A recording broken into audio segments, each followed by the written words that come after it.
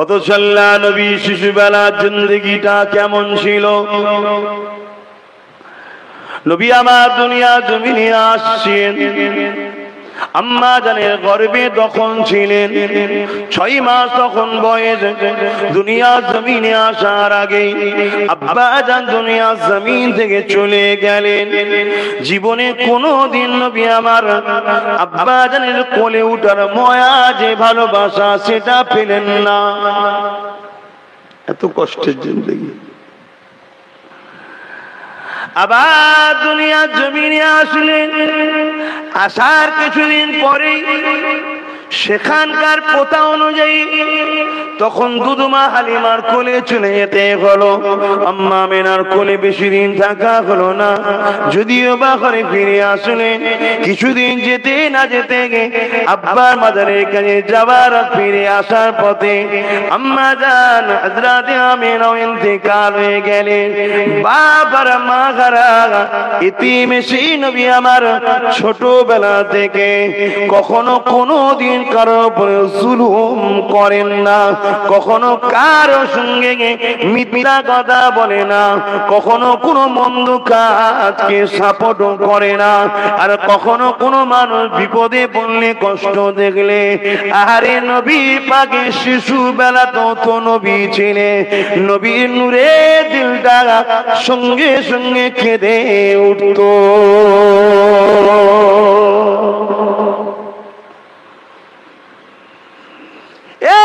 নবীর গোলামেরা কি শোনাবো আপনাদের ঘরে।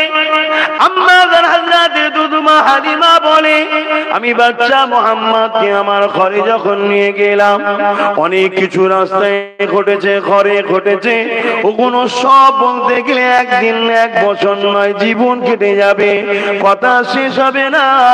তথাপিও যেটা বলতে চাইছি, কেননা আজ সমাজের মধ্যে একটা বড় ব্যাধি দাঁড়িয়ে গেছে, সেটা হলো মানুষকে লুটা, মানুষকে ধোঁকা দিয়া পরের সম্পদকে নিজের মনে করা। এটা আজকে বড় আমাদের মধ্যে রোগ ঢুকে গেছে। অথচ আমাদের নেতা দোনোজাহানের সুলতান হযরতে নবী মুহাম্মদ রাসূল সাল্লাল্লাহু আলাইহি ওয়াসাল্লাম শিশুবেলায় যখন আম্মা হালিমা হুজুরের ঘরে রয়েছে, হযরতে দুধমা হালিমা বলে, আমি আমার নিজের সন্তানটাকে বাঁ দিকের স্তনটা পান করাতাম আর বাচ্চা মুহাম্মদকে ডান দিকের স্তনটা পান করাতাম। একদিন আমার অসতর্কে বেখিয়ালে আমি মুহাম্মদকে বাঁ দিকের স্তনটা পান করাতে গেলাম। মুহাম্মদ বড় বিরক্ত করলো, মুখ ঘুরিয়ে দিতে লাগছে, পান করতে চাই না। আমি মনে করলাম বাচ্চাকে খিদে পাইনি নাকি, কিন্তু আবার ভাবলাম অনেকক্ষণ তো সে পান করেছে, কেনই বা খিদে পাবে না। তাই তাকে যখনই ঘুরিয়ে ডান দিকে দিলাম, আমি হালিমা অবাক হয়ে গেলাম, বাচ্চা মুহাম্মদ আমার স্তন পান করতে লেগেছে। আমি অবাক হয়ে গিয়ে মনের মধ্যে কৌতূহল হলো, আবার বাদিকেটা দিতে গেলাম, আবার বাচ্চা মুহাম্মদ বিরক্ত বোধ করলো, মুখ ঘুরিয়ে নিচ্ছে, পান করছে না। আবার ডান দিকটা দিলাম, পান করছে, আবার বাদিকটা দিলাম, পান করছে না, আবার ডান দিকটা দিলাম, পান করছে।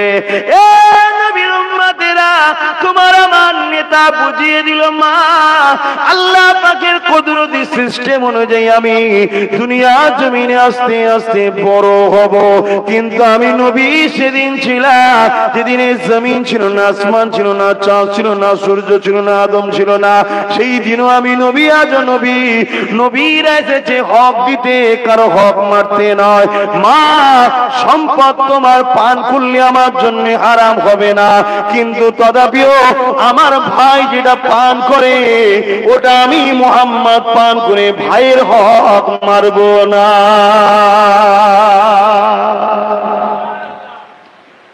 আজকে আমরা কি করছি? সেই নবীর উম্মত গরিবের হক, পাড়া প্রতিবেশীর হক, নিজের ভাইয়ের হক, স্ত্রীর হক, স্বামীর হক, কোন হকের দিকে খেয়াল রাখি।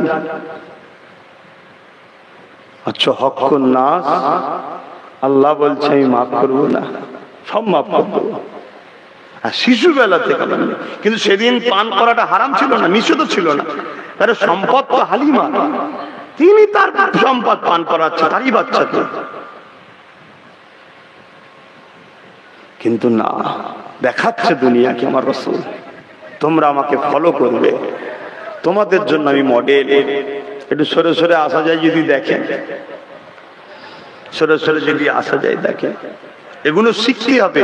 এই যে শুনলেন, শোনার পরে ব্রেনে গেঁথে নেন যে আমার শাহিনশা, আমার নেতা, যাকে আমি রাসূল বলে মানি, তিনি কখনো হক মারেনি, আমি কেন মারবো? দরুদ শরীফ আল্লাহুম্মা সাল্লি আলা,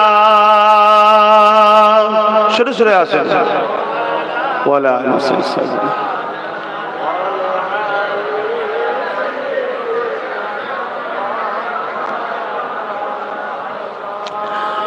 ও গো মামিনা,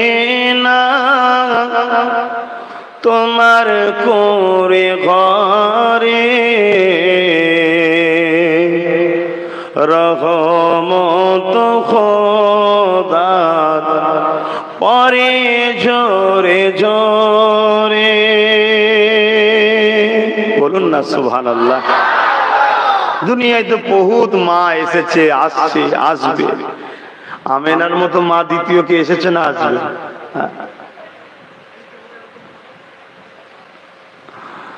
আম্মা জান আমেনা বলেন, আমার গর্ভে যখন আমার বাচ্চা ছিল, আর আমাদের আম্মা জানদের গর্ভে যখন আমরা ছিলাম, বা এখন আমাদের পরিবাররা যারা আল্লাহ কারে আল্লাহ নিয়ামত পেয়েছেন, সব ভয়ানক ভয়ানক খব দেখে। কেন? গর্ভে সন্তান থাকলে শয়তান তার পিছনে খুব লাগে, ইবলিস লাগে, আদম সন্তান হতে দেবে না, নষ্ট করে দিবার জন্য। তাই তাকে ভয়ানক ভয় দেখায়, খব দেখায়, চমকে গেলে, ভয় খেয়ে গেলে, ভুল খব দেখলে ওই যে ঝটকাটা লেগে যায়, ওতে বাচ্চা ক্ষতি হয়ে যায়। এটা ইবলিস করে। আর আম্মা জান আমেনা বলছেন, আহা, আমার বাচ্চা যখন আমার গর্ভে ছিল, এক একদিন এক একটা নবী আলাইহিমুস সালাম এবং তিনার পরিবাররা আমাকে মুবারকবাদ, ওয়েলকাম, স্বাগতম জানাতার, বলতাম, না তুমি বড় ধন্য নারী। জোরে বলুন সুবহানাল্লাহ। শুধু এটা নয়, আম্মা জান আমেনা বলছেন, একদিন আমি দুপুরে ঘুমিয়েছিলাম, আমি ঘুমিয়ে খবের মধ্যে দেখছি আমার ঘরে এক যুবক এসেছে, বড় সুটান চেহারাওয়ালা যুবক। আমি একটু ঘাবড়ে গিয়ে ঘুমটা ভেঙে গেল, চোখ খুলে দেখি, দেখে খবে দেখেছি সে দাঁড়িয়ে আছে। আমার ঘাবড়ানো ভাবটা দেখে সে তাড়াতাড়ি আমায় ডাক দিয়েছে, মা, আমি দুনিয়ার কোনো মানুষ নয়, ভয় খাবেন না। আমি মহান রব্বুল আলামিনের পক্ষ থেকে মেসেজ নিয়ে এসেছি, খুশির সংবাদ নিয়ে এসেছি। আমেনা, আল্লাহ জানিয়ে দিয়েছে তোমার গর্ভে যে বাচ্চা আছে যেন কষ্ট না পায়, খেয়াল রাখতে বলেছে। জোরে বলুন সুবহানাল্লাহ। অতএব কাজ কাম বুঝে টুঝে বাচ্চাকে লেগে না যায়। আমেনা, আপনি জানেন আপনার গর্ভে কে আছে? আম্মা অবাক হয়ে আছে। জিবরিল বলছে, আমেনা, আপনার গর্ভে দোনো জাহানের সুলতান আল্লাহর দোস্ত আছে। জোরে বলুন সুবহানাল্লাহ। শুধু তাই নয় আমেনা, এটাও শুনে রাখেন, ওই বাচ্চা আসার পরে বাচ্চার নাম কেউ রাখবে না, ও বাচ্চার নাম রাখা আছে, সিলেক্টেড আছে। ও বাচ্চার নাম মহান সৃষ্টিকর্তা আল্লাহই রেখেছে, মুহাম্মদ। জোরে বলুন সুবহানাল্লাহ। আহা, আমরা হলে আমাদের নাম আমাদের আব্বা জান, আম্মা জান, দাদু দাদি, নানা নানিরা রেখেছে, আত্মীয় স্বজনরা রেখেছে। আমার রাসূলুল্লাহর নাম আমার আল্লাহ রেখেছে। আহা, শিশু নবীও কোনো বাচ্চাদের মতো নয়। কথা বুঝে আসছে? আমার শিশু নবী শিশুবেলা তো আপনাদের শিশুদের মতো নয়। কি গো, তাই নাকি? না, আপনাদের বাচ্চা গুলো আমাদের বাচ্চা গুলো হলো বেগুনা, গুনাহ না। আর মুহাম্মদ রাসূল শুধু বেগুনা নয়, মাসুম। মাসুম আলাদা জিনিস, বেগুনা আলাদা জিনিস। মাসুম তাদেরকে বলা হয় যাদের গুনার পার্টস নাই। কিন্তু আমরা সচরাচর বাচ্চাদেরকেও মানুষ বলি, কিন্তু না মাসুম বলি, কিন্তু না, বাচ্চাদের গুনার পার্টসটা আছে। বড় হলে ভুল করলে ওখানে দাগটা পড়বে, কিন্তু রসুলদের ওই পার্টসটাই আল্লাহ দেয়নি, ওটা বাদ দিয়ে আল্লাহ তাদের তৈরি করেছে। জোরে বলুন সুবহানাল্লাহ। ও গো আমিনা তোমার কোরে ঘরে রহমত খোদার পরে ঝরে ঝরে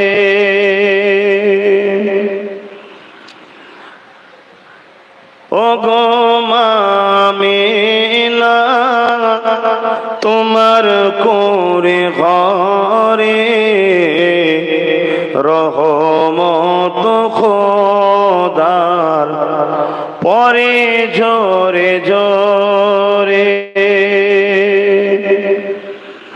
সাহাবী চরণ চুমে ধন্য এ গোলাপ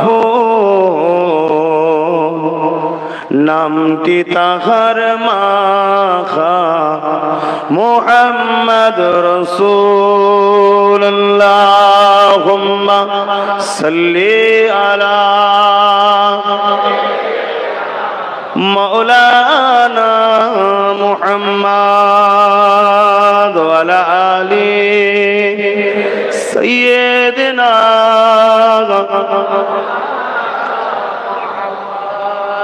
আমার আব্বা জানেরা ভাইরা যে কথা বলছিলাম আমার রাসূল পাক সাল্লাল্লাহু আলাইহি সাল্লামের ছোটবেলার জীবনী ছোটবেলায় তিনি কেমন ছিলেন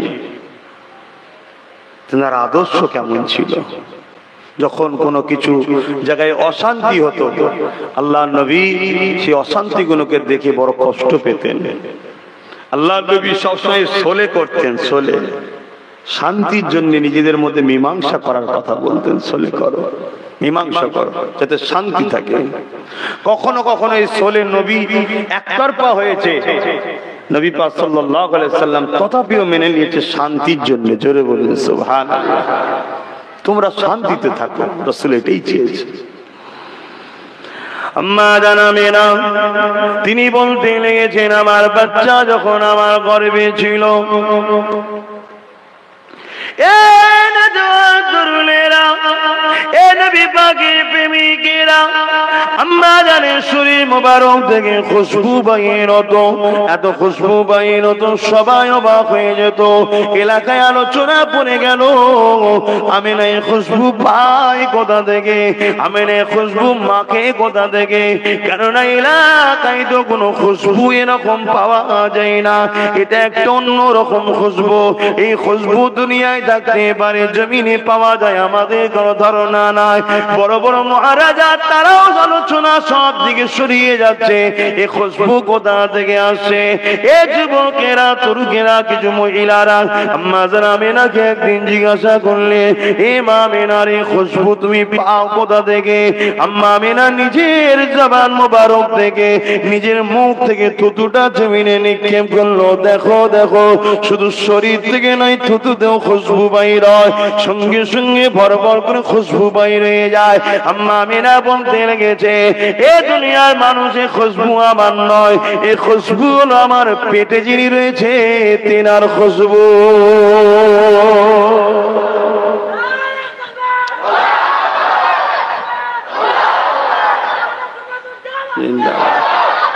আল্লাহ কি গো আমার রাসূলের আলোচনা হচ্ছে আপনারা খুশি তো নাকি আহা দুনিয়ায় কত মানুষ এসে কত জনের প্রশংসা করে আমার নেতা এই আমার নেতা ওই আমার নেতা ওই আমার নেতা ওই দেখা যায় দুদিন পরে সে চোর তারপরেও লোক খুশি না আমার নেতা ঠিক আছে আমার নেতা ঠিক আছে এ যুবক আমার আব্বা জান আম্মা জান বোনেরা 100 কেন স্বয়ং আল্লাহ সার্টিফিকেট দিচ্ছে ইন্নাকা লাআলা খুলুকিন আযীম আমার সৃষ্টি কায়নাতের মধ্যে সবথেকে নিখুঁত সুন্দর চরিত্রবান সেটা হলো মুহাম্মদ রাসূল জোরে বলুন সুবহানাল্লাহ সেই নেতার কথা শুনে কি আমরা খুশি নয় যে যারটা নিয়ে থাক না বাবা যে যারটা নিয়ে থাক সে চোর কি ডাকাত খুনি আমার দেখার দরকার নেই কিন্তু তারা যদি তাদের এইগুলো নিয়ে খুশি হয় আমরা কেন এত নিখুঁতটা গেলে খুশি হব না যিনি জিনার সম্বন্ধে সৃষ্টিকর্তা সার্টিফিকেট দিচ্ছে তরুণেরা, এ নবী পাকের প্রেমিকেরা, আম্মা জানেরা বলতে লেগেছে, আমার বাচ্চা দুনিয়া জমিনে আসবে, আমি আমেনা ঘরের মধ্যে একা রয়েছি। আমি আমেনা বড় চিন্তিত হতে লেগেছি, কেননা দুনিয়ার জমিনে বাচ্চা হতে গেলে ওই নারীদের অন্য নারীদের সহযোগিতা লাগে। আমি আমেনা একা ঘরের মধ্যে রয়েছি, কি না হয় কি না হয় কি না হয় চিন্তিত হতে লেগেছে। হঠাৎ করে গভীর রাত্রি রেগে আমি আমেনা, আমার ঘরটা আলোয় আলোকিত হয়ে যায়। আমি আমেনা অবাক হয়ে দেখতে লেগেছি কিসের আলো। কয়েকজন সুন্দরী রমণী এসেছে, এক রায়াতের মধ্যে রয়েছে দুজন রমণী এসেছে। আমেনা তাদেরকে দেখে অবাক হতে লেগেছে, কারা আপনারা, কোথা থেকে এসেছে? এত সুন্দর নারী জমিনে হয় আমি কখনো ভাবতে পারি না। ওই সময় নারীগুলো বলেছিল, আমেনা রে, আমরা কোন দুনিয়ার নারী নয়, আমেনা আমরা হলাম জান্নাতি হুর। ও আমেনা রে, সাইয়্যিদুল মুরসালিন আসবে, তিনি তো আমাদেরও নবী। এ আমেনা, তাই তোমার সেবায় আল্লাহ আমাকে পাঠিয়েছে। তারা সেবা করতে লেগেছে। আম্মা আমেনা বলতে লেগেছে, এমন করে ফজরের সময় এসে যায়, আস্তে আস্তে সময় আসতে লেগেছে। আমার চোখটা একটু জুড়ে গেছে। হঠাৎ করে আমার শরীরের মধ্যে একটা কম্পন উঠলো, ঝাঁকুনি হলো। আমি আমেনা চোখটা খুললাম। খোলার পরে দেখি আমার ঘর তো নূর ছিল, আরো নূর হয়েছে। শুধু আমার ঘর নয়, খাসায়েসুল কুবরা কিতাব খুলে দেখলাম, এবার 12 তারিখে কিতাব খুলে দেখলাম, মাগরিব থেকে মাশরিক এবং শাম দেশের প্রাসাদ পর্যন্ত আলোয় আলোকিত হয়ে গেছে। আমি আমেনা তা নিজের চোখে দেখতে পেলাম। এই যুবকেরা আম্মা আমেনা বলে, এই নূর কোথা থেকে এসেছে, এই আলো কোথা থেকে আসে? আমি আমেনা তাকিয়ে ডান দিকে দেখলাম, যিনি আসা ছিল তিনি তাশরীফ নিয়ে এসেছেন, দয়াল নবী দুনিয়ায় হাজির হয়ে গেছে। এই মাসে 12 তারিখে সোমবার শুভেচ্ছা থেকে সময় সেই রহমতের নবী এসেছিলেন। আজও তিনার কথা আমরা আলোচনা করছি। এই আলোচনা করাতে দুনিয়ার কে খুশি হচ্ছে না হচ্ছে আমার কিচ্ছু জানি না, দেখারও দরকার নেই। 100% যিনি তিনাকে সৃষ্টি করেছেন সে আল্লাহ খুশি হচ্ছেন। জোরে বলুন সুবহানাল্লাহ। আল্লাহ নবী প্রতি সোমবার দিন রোজা রাখতেন। সাহাবারা জিজ্ঞেস করছে, হুজুর রোজা রাখেন কেন? রাসূল বললেন, সোমবারে আমি এসেছিলাম তাই। জোরে বলুন সুবহানাল্লাহ। রোজা রাখা মুমিনদের কাছে খুশি না দুঃখ?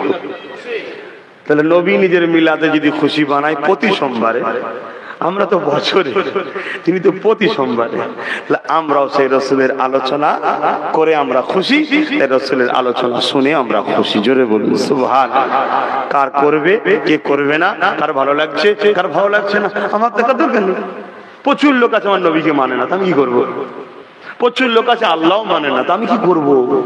আমি মানি, আপনারা মানেন তো? তাহলে আমি আপনি একদিকে। অনেক লোক আছে রাসূল মানে, তা আমি কি করব? আমি মানি, আপনারা মানেন তো? আমি আপনি একদিকে। কথা বুঝছেন না? বোঝেন না? আপনারা আম মানুষ, এদিক ওদিক করবেন না, ঠকে যাবেন। কেন আমাদের দুই ধরনের দুশমন আছে। কয় ধরনের? এক দুশমন হলো জানমালের, আর এক দুশমন হলো ঈমানের। জানমাল আজ নাই কাল, কাল নাই পরশু, 50 বছর 60 বছর পর যাবে, মরে যাওয়ার পর জান চলে যাবে, আর মালটা তোমার থাকবে না, ছেলের হয়ে যাবে। কথা ঠিক না বেটি? জানমাল এমনিই যাবে, তুমি রুকে সারা জীবন তো বাঁচবে না, তো রাখবে কি করে? এটা গেলে কম লস, আর ঈমান গেলে শুধু লস। এই লসের কোনোদিন শোধ নেই। আর জানমাল চুরি যারা করে তাদেরকে আমরা চিনি, কিন্তু ঈমান যারা চুরি করে তাদেরকে আমরা চিনতে পারি না। তাহলে কত ভয়ানক ব্যাপার, বুঝতে পারছেন তো? তাই আপনাদেরকে বলবো, বেশি লাপাল্লাপি নয়। আল্লাহ নবী পাঠাবে না, এবারে মুজাদ্দেদ 19 শতাব্দীর উলিল আমর মুজাদ্দেদ ছিলেন দাদা হুজুর। তিনি প্রতি বছরে রাসূলের মাউলুদ শরীফ উদযাপন করতেন। জোরে বলুন সুবহানাল্লাহ। এবং দেওবন্দীদের যিনি পীর সাহেব, আর আমরা নানা জানা সিলসিলা তো 3টে জানি, এক দেওবন্দি, এক ফুরফুরাবি, আর একটা বেরেলি। বেরেলিদের পীর সাহেব আলা হযরত তিনি করতেন। দেওবন্দীদের পীর সাহেব হাজী ইমদাদুল্লাহ মুহাজির মাক্কি রাহমাতুল্লাহ আলাইহি, তিনি প্রতি বছরে মিলাদ নবী করতেন। মিলাদুন নবীতে দাঁড়িয়ে দাঁড়িয়ে একবার নয় দুবার তিনবার করে সালাম দিতেন। জোরে বলুন সুবহানাল্লাহ। আর ফুরফুরা দাদা হুজুরও করতেন। তাহলে বাকি রইল আর কারা? তাহলে এখন যদি কেউ করতে না চায় তার ব্যাপার, কিন্তু আমি করব, আমাকে রুকার অধিকার কারো নাই। রুখতে গেলেই সমস্যা বাড়বে, ঠিক না বেটি? তুমি করুনি, করতে হবে না, যেখানে খুশি যাও না বাবা। এই দুনিয়ায় লোক ভাত শাক সবজি খাচ্ছে না এখন, এই দুনিয়ায় লোক উল্টো পাল্টা জিনিস খাচ্ছে, সবই আপনারা জানেন। তার ভালো লাগে যে খানা বাবা, খেয়ে কি হবে, রোগ বাড়বে না কমবে সে তুই বুঝে নিবি। কিন্তু আমরা বাবা ভাত ডাল শাক সবজি খাবো কেন? আমাদের জন্য আমাদের মালিক হালাল করেছে, আমরা খাচ্ছি খাবো। ঠিক আছে, এই দুনিয়া অনেক লোক অনেক কিছু করে, করছে করুক না, কিন্তু আমার প্রেমে আঘাত তুমি দিও না, আমার প্রেমের বিষয় তুমি মাথা মারতে চাও না, ঠিক না বেটি? তাহলে কিন্তু অশান্তি হবে। কেন? আমরা ছেড়ে দিয়া দলের লোক নয়, আমরা ছেড়ে দিয়া দলের লোক নয়। কেন? আমরা ইতিহাস পড়েছি। মুসাইলামাতুল কাযযাব বলে একজন লোক হঠাৎ করে নবী দুনিয়া থেকে ওফাত নেবার পর, ইন্তেকালের পরে মুসাইলামাতুল কাযযাব বলে একজন বলল আমি নবী, হঠাৎ করে বলে উঠলো। তখন খলিফা হলেন হযরত সিদ্দিক আকবর। সিদ্দিক আকবর মদিনা নবাবী শরীফে সাহাবাদেরকে ডাকলেন। আর মুসাইলামাতুল কাযযাব তখন ৭০,০০০ ট্রেনিং প্রাপ্ত সৈন্য তৈরি করে নিয়েছে। আর এক রায়াত আছে ৯০,০০০, আমি ৭০টাই ধরছি, আর না বেশিটাই ধরছি না, ৯০,০০০ ট্রেনিং প্রাপ্ত সৈন্য তৈরি করে নিয়েছে। নিয়ে বলছে আমি নবী, খতমে নবুয়াতের বিরোধী করলো। হযরত সিদ্দিক আকবর মদিনা নবাবী শরীফে সাহাবাদের মিটিং করলেন। এই মিটিং এ ১০,০০০ যুবক ছেলে দাঁড়িয়ে গেল। কি? আমরা বুকে তাজা খুন ঢালতে রাজি আছি, এই কাযযাবের জবাব আমরা দিতে তৈরি আছি। বলুন সুবহানাল্লাহ। লড়াই শুরু হয়ে গেল। মুসাইলামাতুল কাযযাব সে ৯০,০০০ সৈন্য নিয়েও আল্লাহর আযাবের শিকার হয়ে জাহান্নামে এখনো পড়ছে। আর ১০,০০০ বুকে তাজা খুন ঢেলে দিয়েছে। তার মধ্যে অনেকের খুন আল্লাহ কবুল করেছে, অনেককে আল্লাহ সুস্থ রেখেছে, নরমালে ইন্তেকাল করেছে, কিন্তু ১০,০০০ই জান্নাতি হয়ে গেছে। জোরে বলুন সুবহানাল্লাহ। মৃত্যু সবার হবে, কুকুরও মরে, ছাগলও মরে, গরুও মরে, আমিও মরবো, আপনিও মরবেন, কিন্তু মরণটা যেন প্রেমিকের হয়, মরণটা যেন মোস্তফা জানে রহমতের প্রেমিক হিসাবে হয়, আল্লাহর প্রকৃত দাস দাসী হিসাবে যেন হয়। তাহলে ওই মরণ যখন হবে, রহমতের ফেরেশতা আসবে, তোমার রূহ মুবারকটাকে বড় আদর করে সুন্দর করে সেজিয়ে জমিনের নিচেই নিয়ে যাবে না, আসমানের দিকে নিয়ে যাবে। আর তোমার এখানে জান কবজ করে নিয়ে যাওয়া হচ্ছে, ওইদিকে আল্লাহ বলছে সাজাও সাজাও ইস্তেকবালের জন্য। যেমন লাইন দিচ্ছিল দেখলেন না, কাতার দাও, লাইন দাও, কেন আমার মাহবুবের রূহ আসছে। জোরে বলুন সুবহানাল্লাহ। ওই মাহবুবটা তুমিও হতে পারো, তুমিও হতে পারো, এ যুবক তুমিও হতে পারো। আজ ভুল করছো, কাল তুমি তওবা করে ফিরে আসো না, হয়ে যাবে। আল্লাহকে খুশি করো, নবীর সুন্নাত অনুযায়ী জীবন গড়ো, কামিয়াবি। কত সম্মান, কত ইজ্জত, তারপরে তার আখিরাত আরো ভালো আছে। যাক আসেন আমি আবার ফিরে যাই আমার নবী পাকের দিকে। এ যুবকেরা, তরুণেরা, আল্লাহ নবী সূর্যবেলা থেকে সর্বসময় নবী আমার এই অন্যায় দেখলে ব্যথিত হতো, দুঃখ কষ্ট করে কাঁদতে লাগতে, জুলুম দেখে নবী আমার ব্যথিত হতো, নারীগুলোর উপরে অত্যাচার হতো, নবী আমার ব্যথিত হতো। ৪০টা বছর যখন বয়স হয়ে যায়, আল্লাহ পাক ওই সময় নবী পাককে জানিয়ে দেন, দোস্ত যে কাজের জন্য তোমায় পাঠিয়েছি ওই কাজটা এবারে শুরু করে দাও। কেন? তোমাকে তো চাকরির লেটার অনেক আগেই দিয়ে দিয়েছি, কিন্তু কাজের জয়েন্ট এবারে করো। অনেকে ধারণা ৪০ বছর বয়সে নবী নবুয়াত পেয়েছেন, নাউযুবিল্লাহ বলেন। একটু বলবেন না সবাই? আপনাদেরও ধারণা কি? আপনাদেরও ধারণা নাকি? আপনাদের ধারণা নবী ৪০ বছর বয়সে নবুয়াত পেয়েছে, ধারণা নাকি? তাহলে আপনারা জোরে বলেন নাউযুবিল্লাহ। আরে চাকরি পার্মানেন্ট হয়ে গেছে অনেক আগে, জয়েন্ট কাজ শুরু করছে ৪০ বছর বয়সে। কথা বুঝতে পারছেন? ৪০ বছর বয়সে শুরু করছে। আল্লাহ নবী নবী কাবা শরীফের পাশে দাঁড়িয়ে গেলেন। নবী আমার দাঁড়িয়ে গিয়ে এলাকার মানুষকে প্রথম ডাক দিয়েছিলেন, ডাক দিয়ে বলতে লাগলেন, তোমরা আমাকে কি রকম বলে মানো? এলাকার মানুষ যারা এক আল্লাহকে মানত না, যারা এমন করে ভিন্ন ভিন্ন নকল খোদার উপাসনা করত, যারা অন্যায় ফিতনা জুলুমের মধ্যে জড়িয়েছিল, তারা সবাই এক কথাই বলেছিলেন, আপনি আলামিন, চির সত্যবাদী, আপনি সাদিক, আপনি সত্যবাদী, আপনার দ্বারা কখনো মিথ্যা হতে পারে না।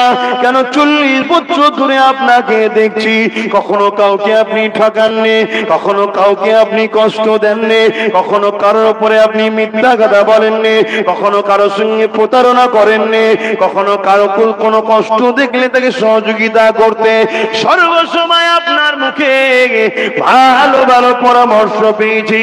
তাই আপনি সাদিক আল আমিন, সত্যবাদী। কারা বলছে যারা এক আল্লাহ মানত? বড় দুঃখ করে বলি, আজ এক আল্লাহ মান্যে দাবিদার এমন বেরিয়েছে, তারা বলে নাকি নবীর মিথ্যা হওয়া সম্ভব থাকতে পারে। বলুন নাউযুবিল্লাহ মিন জালিক। এই রকম ভাইরাস দুনিয়ার জমিনে বেরিয়েছে। তাই আগে থেকে আপনাদেরকে সতর্ক করে দিয়ে যায়, দাড়িটার নাম ঈমান নয়, দাড়িটার নাম হলো সুন্নাত, টুপিটার নাম ঈমান নয়, টুপিটার নাম হলো সুন্নাত। অর্থাৎ ঈমানের মধ্যে দাড়ি, ঈমানের মধ্যে টুপি, নামাজের নাম ঈমান নয়, এটা ঈমানের মধ্যে নামাজ, রোজার নাম ঈমান নয়, ঈমানের মধ্যে রোজা, হজের নাম ঈমান নয়, ঈমানের মধ্যে হজ, সংসার করার নাম ঈমান নয়, ঈমানের মধ্যে সংসার করা, দান করাটা ঈমান নয়, ঈমানের মধ্যে দান করা। তাহলে ঈমানটা কি? ঈমানটা দুটো জিনিসের উপরে দাঁড়িয়ে আছে। মন দিয়ে শোনেন, ঈমান বাঁচান, ঈমান বাঁচান। ঈমান যদি বাঁচাতে পারেন, যদিও পাপী হয়ে যান, আল্লাহ পাকের জাহান্নাম খেটে খেটে একদিন না একদিন নাজাত পেয়ে যাবে। আর আল্লাহ যদি দয়ার নজরে একবার দেখে নাই, বেড়া পার হয়ে যাবে। ঈমান যদি না থাকে, নাজাত কোনোদিন মিলবে না। ঈমানটা দুটো জিনিসের উপরে দাঁড়িয়ে আছে। কি কি? নবী পাকের প্রেম, আর নবী পাকের রসুল বলে প্রেম করা, আর নবীকে রসুল বলে জেনে আদব করা।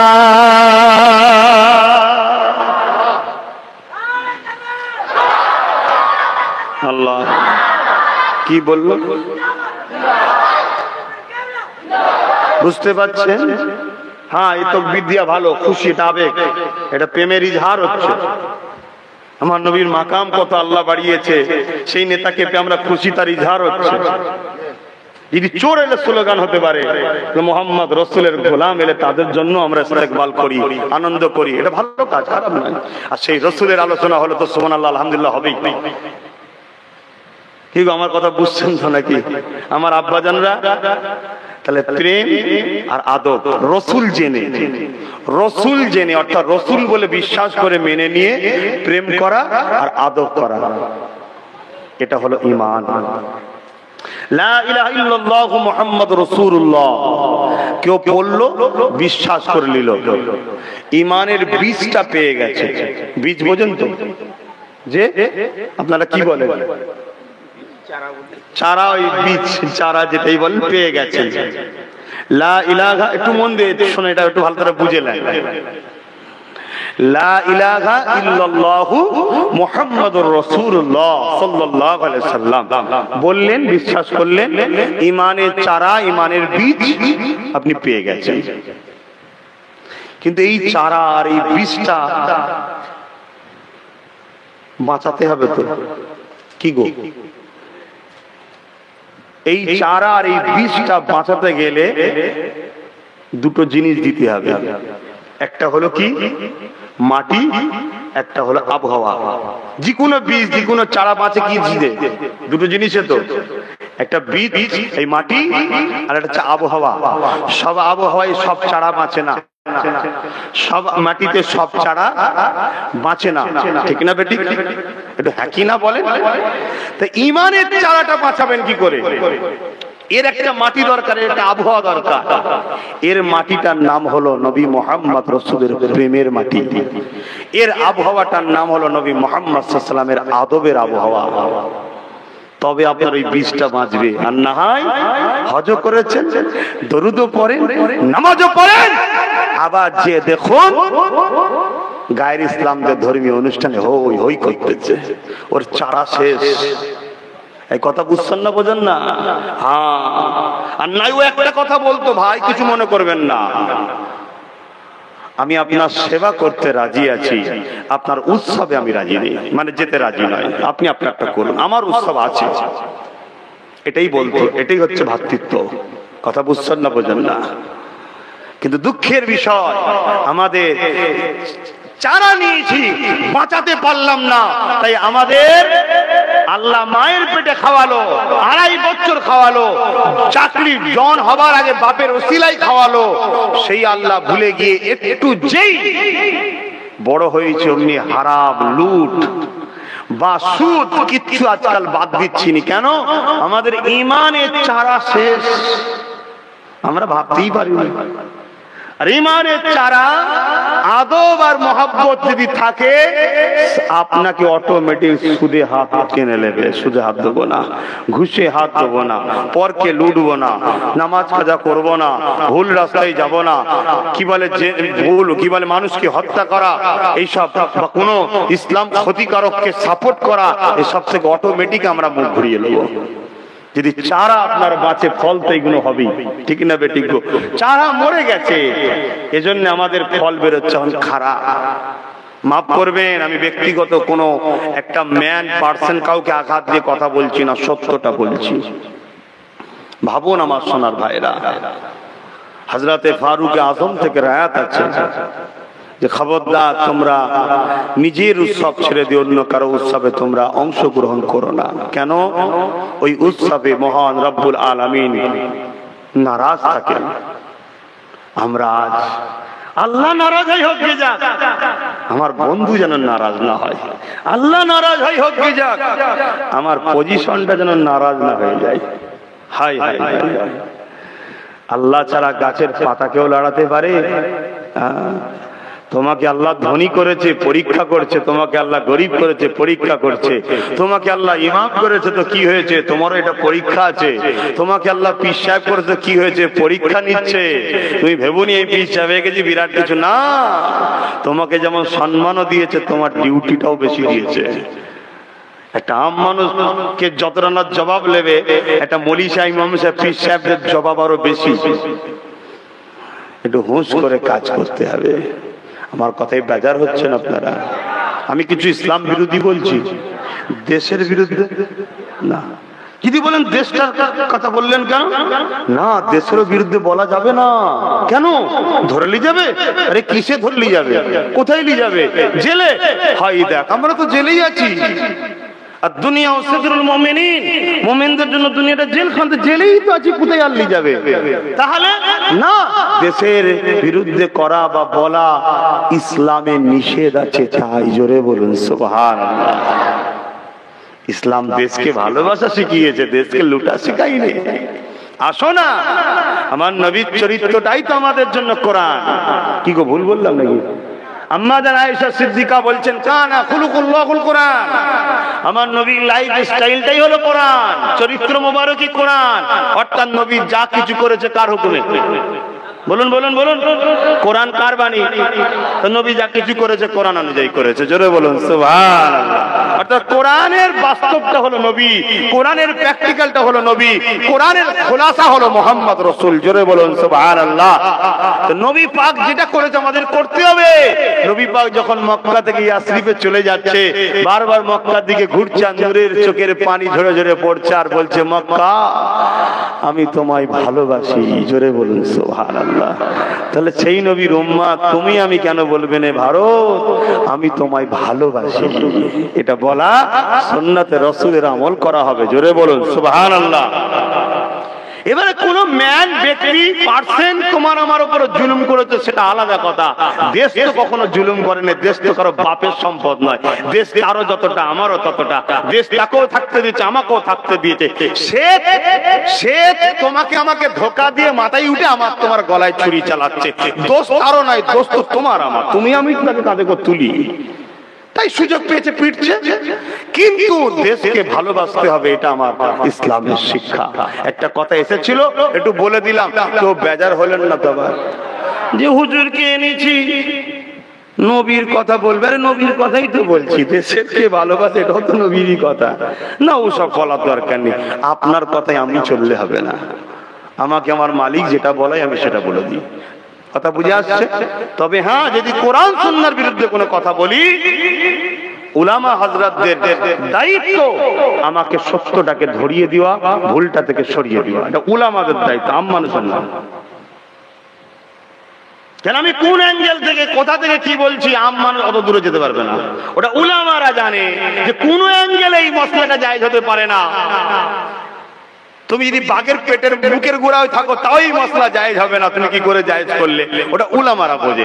কিছু কিছু জিনিস আছে হিকমতে কথা বলতে হয়, সেটা কিছু কিছু ক্ষেত্রে বাস্তব দেখা যাচ্ছে, তুমি দেখছো এটা তো চলবে না, কিন্তু বাস্তবে সেটাকে সেই জায়গার জন্য প্রযোজ্য করতে হয়, জায়েজ করার শরীয়তের বিধান আছে।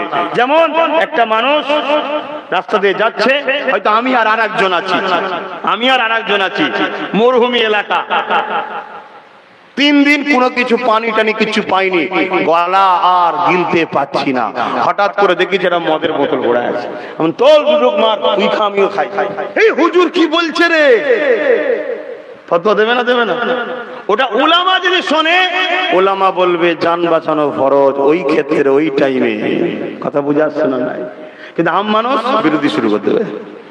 বা একটা এমন পশুর গোশত দেখলাম যেটা খাওয়া হারাম, মাসলাই হারাম, জান বাঁচাবার জন্য ওটা খাওয়া যায়, তো সেটা আপনি বুঝতে পারবেন না। কিন্তু সেই জায়গাটা আজকের দিনে কিন্তু আর নাই। আজকে পৃথিবীতে এমন জায়গা আছে নাকি তুমি মরুভূমিতে একদিন হারিয়ে গেলে স্যাটেলাইটে তোমাকে ধরে লাগবে, সঙ্গে সঙ্গে হেলিকপ্টার যে তোমায় তুলে নেবে, ঠিক না বেঠিক? কিন্তু বুঝাতে চাইছি এমন কিছু ক্ষেত্র বিশেষ আছে যেগুলো উলামা হযরতরা বোঝেন। তাই বললাম যে কোন ক্ষেত্রে যদি আমার কোন কথাটা শরিয়ত বিরোধী হয়, রাসূলের সুন্নাত বিরোধী হয়, কোরআন বিরোধী হয়, তাহলে আপনাদের দায়িত্ব আছে উলামাদের আমাকে ভুল রাস্তা থেকে সরিয়ে ঠিক রাস্তাটা ধরিয়ে দিও, কেন আমি একটা মানুষ, কিন্তু আম মানুষের নাই। তাহলে আমি এই যে দেশের কথা বললাম বা সমাজের কথা বললাম, সর্বধর্মের মানুষের নিরাপদের কথা বললাম, অন্য ধর্মের মানুষ বিপদে পড়লে তাকে আশ্রয়ের কথা বললাম, আপনি যদি এখানে ফতোয়া দিতে যান সমস্যা হয়ে যাবে। উলামা যদি থাকেন তিনি বলুক আব্বাস সিদ্দিকী ভুল বলছেন, তাহলে ঠিকটা আমি শিখে নেব। কারণ আমি হাদিস শরীফ পড়েছি, আল্লাহ নবী জানিয়ে দিয়েছে লা ইয়ারহামুল্লাহু মান লা ইয়ারহামুন নাস, যে মানুষকে ভালোবাসে না তার উপরে আল্লাহ দয়া হবে না। এখানে মানুষ বলা আছে, নাস মানে হলো মানুষ, লা ইয়ারহামুল্লাহু কখনো সে আল্লাহর রহমত পাবে না। মান লা ইয়ারহামুন নাস মানুষকে যে না ভালোবাসে, মান লা ইয়ারহামুল মুসলিম না মুসলিমিন নাই, এখানে নাস রয়েছে আরবি কথা, যার বাংলা মনে হলো মানুষ। মুসলিম হোক, হিন্দু হোক, দলিত হোক, শিখ হোক, পাঞ্জাবি হোক, যেই হোক, মানুষকে যে ভালোবাসবেন আল্লাহ সে পাবে না, আর মানুষকে যে ভালোবাসবে আল্লাহ পাকের দয়া সে পেয়ে যাবে।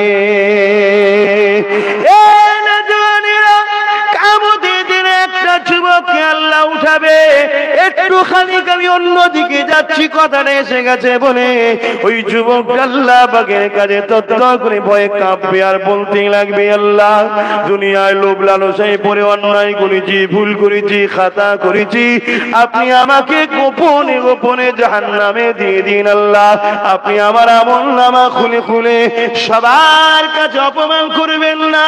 আল্লাহ আমি গাওয়া দিচ্ছি আমার জিন্দেগিতে কোনো ভালো আমল নাই, আমি অন্যায় করেছি, আল্লাহ আপনি আমাকে গোপনে গোপনে জাহান্নামে দিয়ে দিয়ে। আমার আল্লাহ সেদিন বলবে, বান্দা লা তাখনাতু মির রাহমাতিল্লাহ, আমার রহমত থেকে নিরাশ হয়ে যাস না রে বান্দা। ওই সময় আল্লাহ তার আমলনামাকে কুদরতি নজরে দেখবে, দেখতে দেখতে দেখা যাবে একটা ভালো কাজ বেরিয়েছে, যে ভালো কাজটা দেখে আল্লাহ কুদরতি আশা সেদিন হাসবে, রহমতে দুনিয়া জুস মেরে দেবে, মেরে দিয়ে বলবে বান্দা তোর একটা ভালো কাজ পেয়েছি যেটা আমার বড় পছন্দ হয়েছে রে বান্দা, এত পছন্দ হয়ে গেছে তোর বাকি জীবনের গুনাহগুলোকে চেপে দিলাম, লুকিয়ে দিলাম, কাউকে জানাবো না। যা বান্দা আমি তোকে খুশি জান্নাত দিয়ে দিলাম। আরো জোরে বলুন সুবহান। কি আমল আল্লাহ নবীকে বলেছেন, নবী সাহাবাদের বলেছেন, সাহাবারা যুগে যুগে যুগে যুগে ইমাম মুস্তাদ থেকে আমরা পেয়েছি। কি আমল? প্রচন্ড গরমের সময়, বলবো না থাকবে, যুবকরা শুনছো তো, ভালো কাজ করো। প্রচন্ড গরমের সময় রাস্তা দিয়ে যাচ্ছিল, দেখছি একটা জায়গায় একটা পশু জন্তু বাঁধা আছে, কোন লোকের বেঁধে দিয়ে গেছে, হয়তো ছায়া ছিল, পরে রোদ এসে গেছে। সেই রোদের গরমে পশুটার জিভটা বেরিয়ে গেছে, পিপাসায় কাতর হয়ে গেছে, চোখ দিয়ে পশুটার পানি ঝরছে। এই গুনাহগার পাপী বান্দাটার দিকে মায়া হয়ে গেছে, খুলেছে, ছাই বেঁধেছে, পানি পান করিয়েছে। আল্লাহ বলছে হাই রে আমার বান্দা, আমার দিয়া দয়া নিয়ে আমার সৃষ্টির উপর তুই দয়া দেখাতে পারলি, আমি দয়ার মালিক, তোর উপর দয়া দেখাতে পারি না, আজকে বিপদে পড়েছিস, যা জান্নাতে। জোরে বলুন সুবহানাল্লাহ।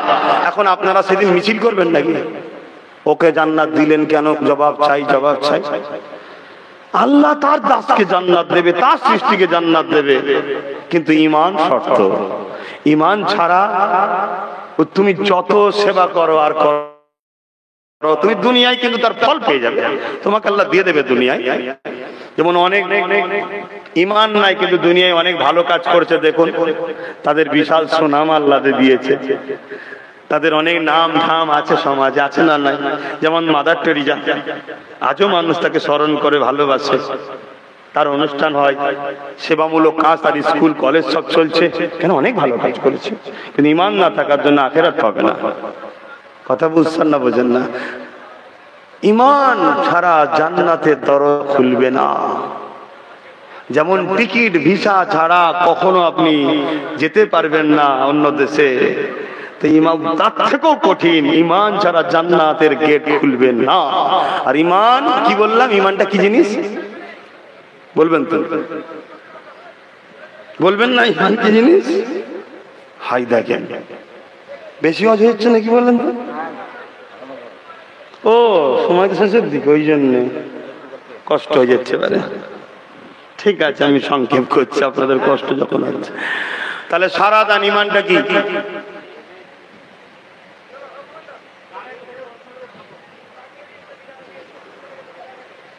রসুলের প্রেম আর রসুলের আদব। প্রেমটা জানের থেকে বেশি, আদবটা সবার থেকে বেশি। কথা বুঝে আসছে? এই রসুল জেনে মোটেই ফেরেশতা জেনে নয়, মোটেই বেশাকিরি মানুষ, কিন্তু মানুষ মানুষ করে নয়, মোটেই আল্লাহ ভেবেও নয়, কেন তিনি আল্লাহ নয়, রসুল জেনে। কথা বুঝে আসছে? সেই স্টপিসটা, সেই মাকামটা রসুল কে সেই স্টপিস, সেই মাকাম দিতে হবে, দিয়ে তিনাকে জানের থেকে বেশি আদব ও ভালোবাসার নাম ঈমান। আমার সাথে বলুন রসুলকে, বলুন সবাই রসুলকে, জবান খুলে বলুন রসুলকে। আমার কথা কি আপনাদের মনে হচ্ছে ভুল বলছি? তাহলে একটু বলুন রসুলকে জানের থেকে বেশি ভালোবেসে আদব করে রসুল বলে মেনে নেওয়ার নাম ঈমান। এটা মনে থাকবে। ঈমান মক্কা শরীফে গেলে 1 রাকাত নামাজ পড়লে 1 লক্ষ রাকাত নামাজের সওয়াব। বলুন সুবহানাল্লাহ। বেশক সত্য কথা, মক্কাতে আমলের বাড়াই আছে, আমলের বরকত আছে, আমলের অনেক মাকাম রয়েছে। আর মদিনা শরীফে 1 রাকাত নামাজ পড়লে 50,000 রাকাত হয়, এটাও সত্য কথা। কিন্তু মক্কায় আমলের বাড়াই আছে, আমলের বরকত আছে, আমলের মাকাম আছে, কিন্তু মদিনাতে ঈমানের হিফাজত আছে। জোরে বলুন সুবহানাল্লাহ। তাই আশেকে রাসূলুল্লাহ মদিনার জন্য বেশি দিবানা। কেন? মক্কায় আল্লাহর ঘর আছে, মদিনায় আল্লাহর দোস্ত আছে। জোরে বলুন সুবহানাল্লাহ। ঘর দোস্তকে গিফট দেয়া যায়, ঘরের জন্য দোস্ত ছাড়া যায় না। কি গো, ঠিক না বেটি? ধরুন আমার 50টা ঘর আছে, বুঝাবার জন্য বলছি। আমার বন্ধুকে 2-1টা তো ঘর আমি এমনি গিফট করতে পারি, কিন্তু আমি আরো একটা ঘর বাড়তি লিবার জন্য বন্ধুটা ছেড়ে দেবো নাকি? তো বন্ধুকে গিফট করা যায়, একটা ঘরও গিফট করে দেওয়া যায়, কিন্তু বন্ধু ছাড়া যায় না।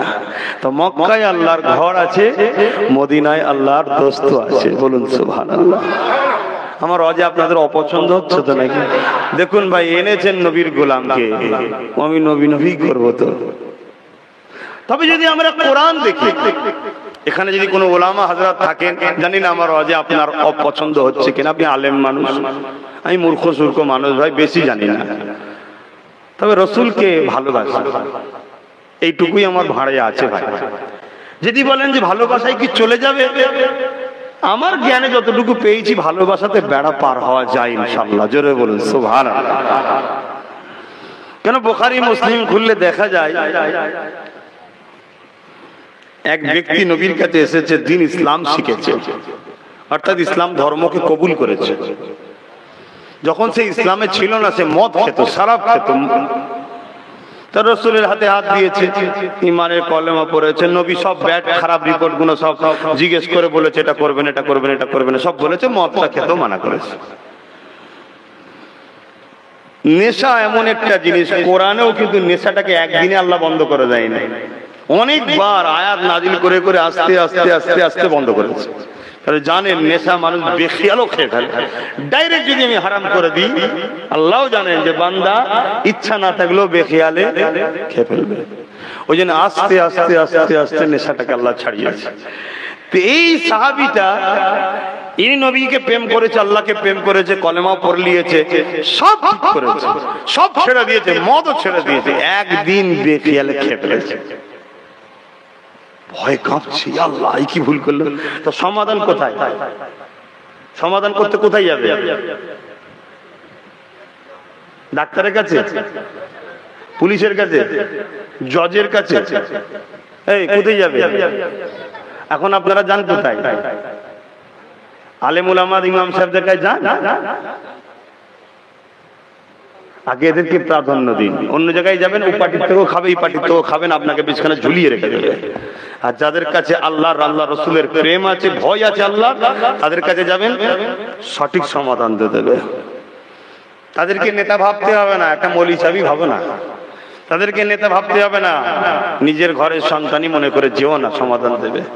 আর না হয় এমন খেল লেগিয়ে দেবে, তুমি চলে যাবে, তোমার ছেলের খেল, সে চলে যাবে, তার ছেলের খেল, পিড়ি পিড়ি লড়াই হতেই থাকবে। কেন? তারা চায় না মোস্তফার গোলামগুলো শান্তিতে থাক। ভাইরা আমার, যে কথা বলছিলাম, তো সমাধান দয়ান নবীর কাছে। আজকে দয়ান নবীর ওয়ারিসরা আছে, আল উলামা ওয়ারাসাতুল আম্বিয়া, আলেমে হাক্কানি। আলেমে হাক্কানি চিনবেন কি করে? যে রাসূলের সুন্নাতের উপর জীবন গড়ে, যার কাছে গেলে রসুল রসুল রসুল রসুল রসুল রসুল রসুল রসুল রসুল রসুল রসুল রসুল করে। কথা বুঝছেন না? বোঝেন না? সে নিজেকে ধরায় না, নবীকে ধরায়। আর নবী যদি কেউ পেয়ে যায়, নবী কি ধরিয়েছে? আল্লাহ আল্লাহ আল্লাহ আল্লাহ আল্লাহ আল্লাহ আল্লাহ আল্লাহ পেয়ে যাবে। জোরে বলুন সুবহানাল্লাহ। আমাদের কাজ নবী পর্যন্ত পৌঁছে দেওয়া, নবী পাকের ডিউটি যেটা আল্লাহর সঙ্গে জুড়ে দেওয়া। তুমি ডাইরেক্ট আল্লাহ ধরতে গেছো, এ হবে? কি হাইসিয়াত আছে আমাদের যে মালিকের কাছে আবদার করব, মালিকের কাছে যাব? কি হাইসিয়াত আছে? মদিনাওয়ালাকে সামনে রেখে দিয়ে বলো আল্লাহ এইটাকে ভালোবাসি, ওইটার দিকে তাকিয়ে আল্লাহ জালালি মিজাজ, কুদরতি যে জালালি মিজাজ কাহা কমে যায়। জোরে বলুন সুবহানাল্লাহ। ওটাকে দেখলি আল্লাহ কুদরতি হাসা হেসে ফেলে। এত সুন্দর বানিয়েছে, নিজেই বানিয়েছে, নিজেই প্রশংসা করেছে, নিজেই দেখছে। জোরে বলুন সুবহানাল্লাহ। তাই তো ডেকে নিয়ে গেছিল মেরাজে, কেউ থাকবে না, তুমি আর আমি থাকবো, আমি তোমায় দেখবো, তুমি আমায় দেখবে। জোরে বলুন সুবহানাল্লাহ। না জিবরাইলটাকেও তো চান্স দিত, এই জিবরাইল না, আমার হাবিবও তোমার দিকে একবার তাকাবে, আমিও জিবরাইলের দিকে একবার তাকাবো না, কোনো দিকে না। তুমি আমায়, আমি তোমায়, তুমি আমায়, আমি তোমায়, দেখতেই থাকবো। জোরে বলুন সুবহানাল্লাহ। এ প্রেম ভাই, যে প্রেম করে সে বোঝে, আর যে প্রেম করেনি সারা জীবনে একাই রয়ে গেছে, ওকে আমি বুঝাই কি করে? কথা বুঝছেন না, বোঝেন না? প্রেম আলাদা জিনিস। তবে একটা কথা শুধু কিন্তু মাথায় রেখে দিতে হবে, সেটা কি? নবী আল্লাহ নয়, আল্লাহ নবী নয়। আল্লাহ হলেন কোন জাহানের সৃষ্টিকর্তা মালিক, নবী হলেন আল্লাহর সব থেকে পেয়ারা সৃষ্টি বান্দা এবং আল্লাহর বন্ধু। আল্লাহ তিনাকে সব কিছুর উপরে পাওয়ার দিয়ে দিয়েছে। জোরে বলুন সুবহানাল্লাহ। শুধু রুকু আর সিজদাটা আল্লাহ নিজের জন্য রেখে দিয়েছে, ওটা অন্য কাউকে দিয়ে, নবীকেও দিয়া যাবে না। বুঝাতে পেরেছি ভাই? বাকি যেমন করে খুশি নবীকে ভালোবাসুন, সবটাই আল্লাহ কবুল করবে। আর না হয় বলে 4 ইমামই হক, 4টি ইমাম হক তো নাকি মানেন তো আপনারা? 4 ইমামই হক কেন? কেউ বললো ভরি পড়া জায়েজ, আর কেউ বললো না জায়েজ, বুঝাবার জন্য বলছি। কেউ বললো মাইকে ওয়াজ করা জায়েজ, কেউ বললো না জায়েজ, বুঝাবার জন্য বলছি। দুটো ইমামের ধরুন না ঝগড়া হচ্ছে, একজন বলছে এটা জায়েজ, একজন বলছে না জায়েজ। আচ্ছা, যে কোনো একটা তো আল্লাহর কাছে হবে। যদি না জায়েজ হয়ে থাকে তাহলে যে জায়েজ বলেছে তারটা ভুল হবে আল্লাহর কাছে, আর যদি আল্লাহর কাছে এটা জায়েজ হয়ে থাকে তাহলে যে না জায়েজ বলেছে তারটা ভুল হবে। আল্লাহর কাছে দুটো কোনো ঠিক হতে পারে, একটাই তো। কিন্তু আল্লাহ বলছে দুজনকেই আমি সওয়াব দেবো। কেন? ওদের দুজনের লড়াইটা ছিল শুধুমাত্র আল্লাহর জন্য। জোরে বলুন সুবহানাল্লাহ। কথা কিছু বুঝাতে পেরেছি? তাহলে আমরা সবকিছুই রসুলের জন্য। রসুলকে যদি আমরা প্রেম করি, যে আল্লাহ তোমার নিয়ামতটাকে আমরা ভালোবাসছি, তোমার দয়াটাকে আমরা ভালোবাসছি, ওমা আরসালনাকা ইল্লা রাহমাতাল লিল আলামিন, আমার দয়া ছাড়া কিছু পাওয়া যাবে না, আল্লাহর দয়া ছাড়া, এটা আমরা জানি। কিন্তু একবারও ভাবলাম না আল্লাহ তোমার দয়াটা কি? আল্লাহ নিজে বলছে আমার দয়াটা হলো মুহাম্মদ রাসূল। জোরে বলুন সুবহানাল্লাহ। রহমত তো ওইটা, রাহমাতাল লিল আলামিন, তামাম আলমের দয়া তিনি, তামাম আলমের রহমত। তো ভাইয়ের আমার, ভুল হলে বলবে না উলামা হযরতরা। তা আমি কোন কথা বলতে গিয়ে চলে গেলাম এইদিকে? জি ভুলে গেছি। হ্যাঁ দেখছেন তো, আপনারাও ভুলে গেছেন, আমি ভুলে গেছি। ইমাম সাহেব শুনছেন, যাক আলহামদুলিল্লাহ। আল্লাহ নবী, নূর নবী, দয়াল নবীর কাছে গেছেন যে হুজুর ইয়া রাসূলুল্লাহ, আমি শরাব পান করেছি। শরীয়তের যে বিধান আছে কোররা মারা, তাকে তওবা করিয়ে রাসূল সাহাবাকে হুকুম করে কোররা মারিয়ে শরীয়তের বিধান ফয়সালা হয়ে গেল, যাও বাবা শরাব পান করবে না। আবার কিছুদিন পরে আবার শরাব পান করবে,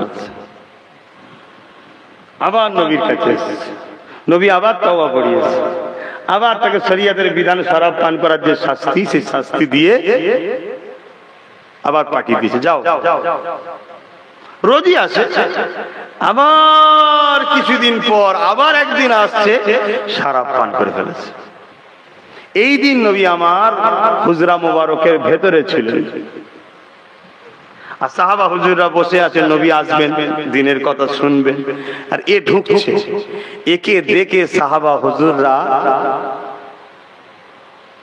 মানে বলছে যে আল্লাহর লানত তোমার উপরে বর্ষণ হোক, গজব বর্ষণ হোক আল্লাহ। তুমি বারবার নবীর হাতে হাত দিচ্ছ, তওবা করছো, আর ওয়াদা খিলাফ করছো।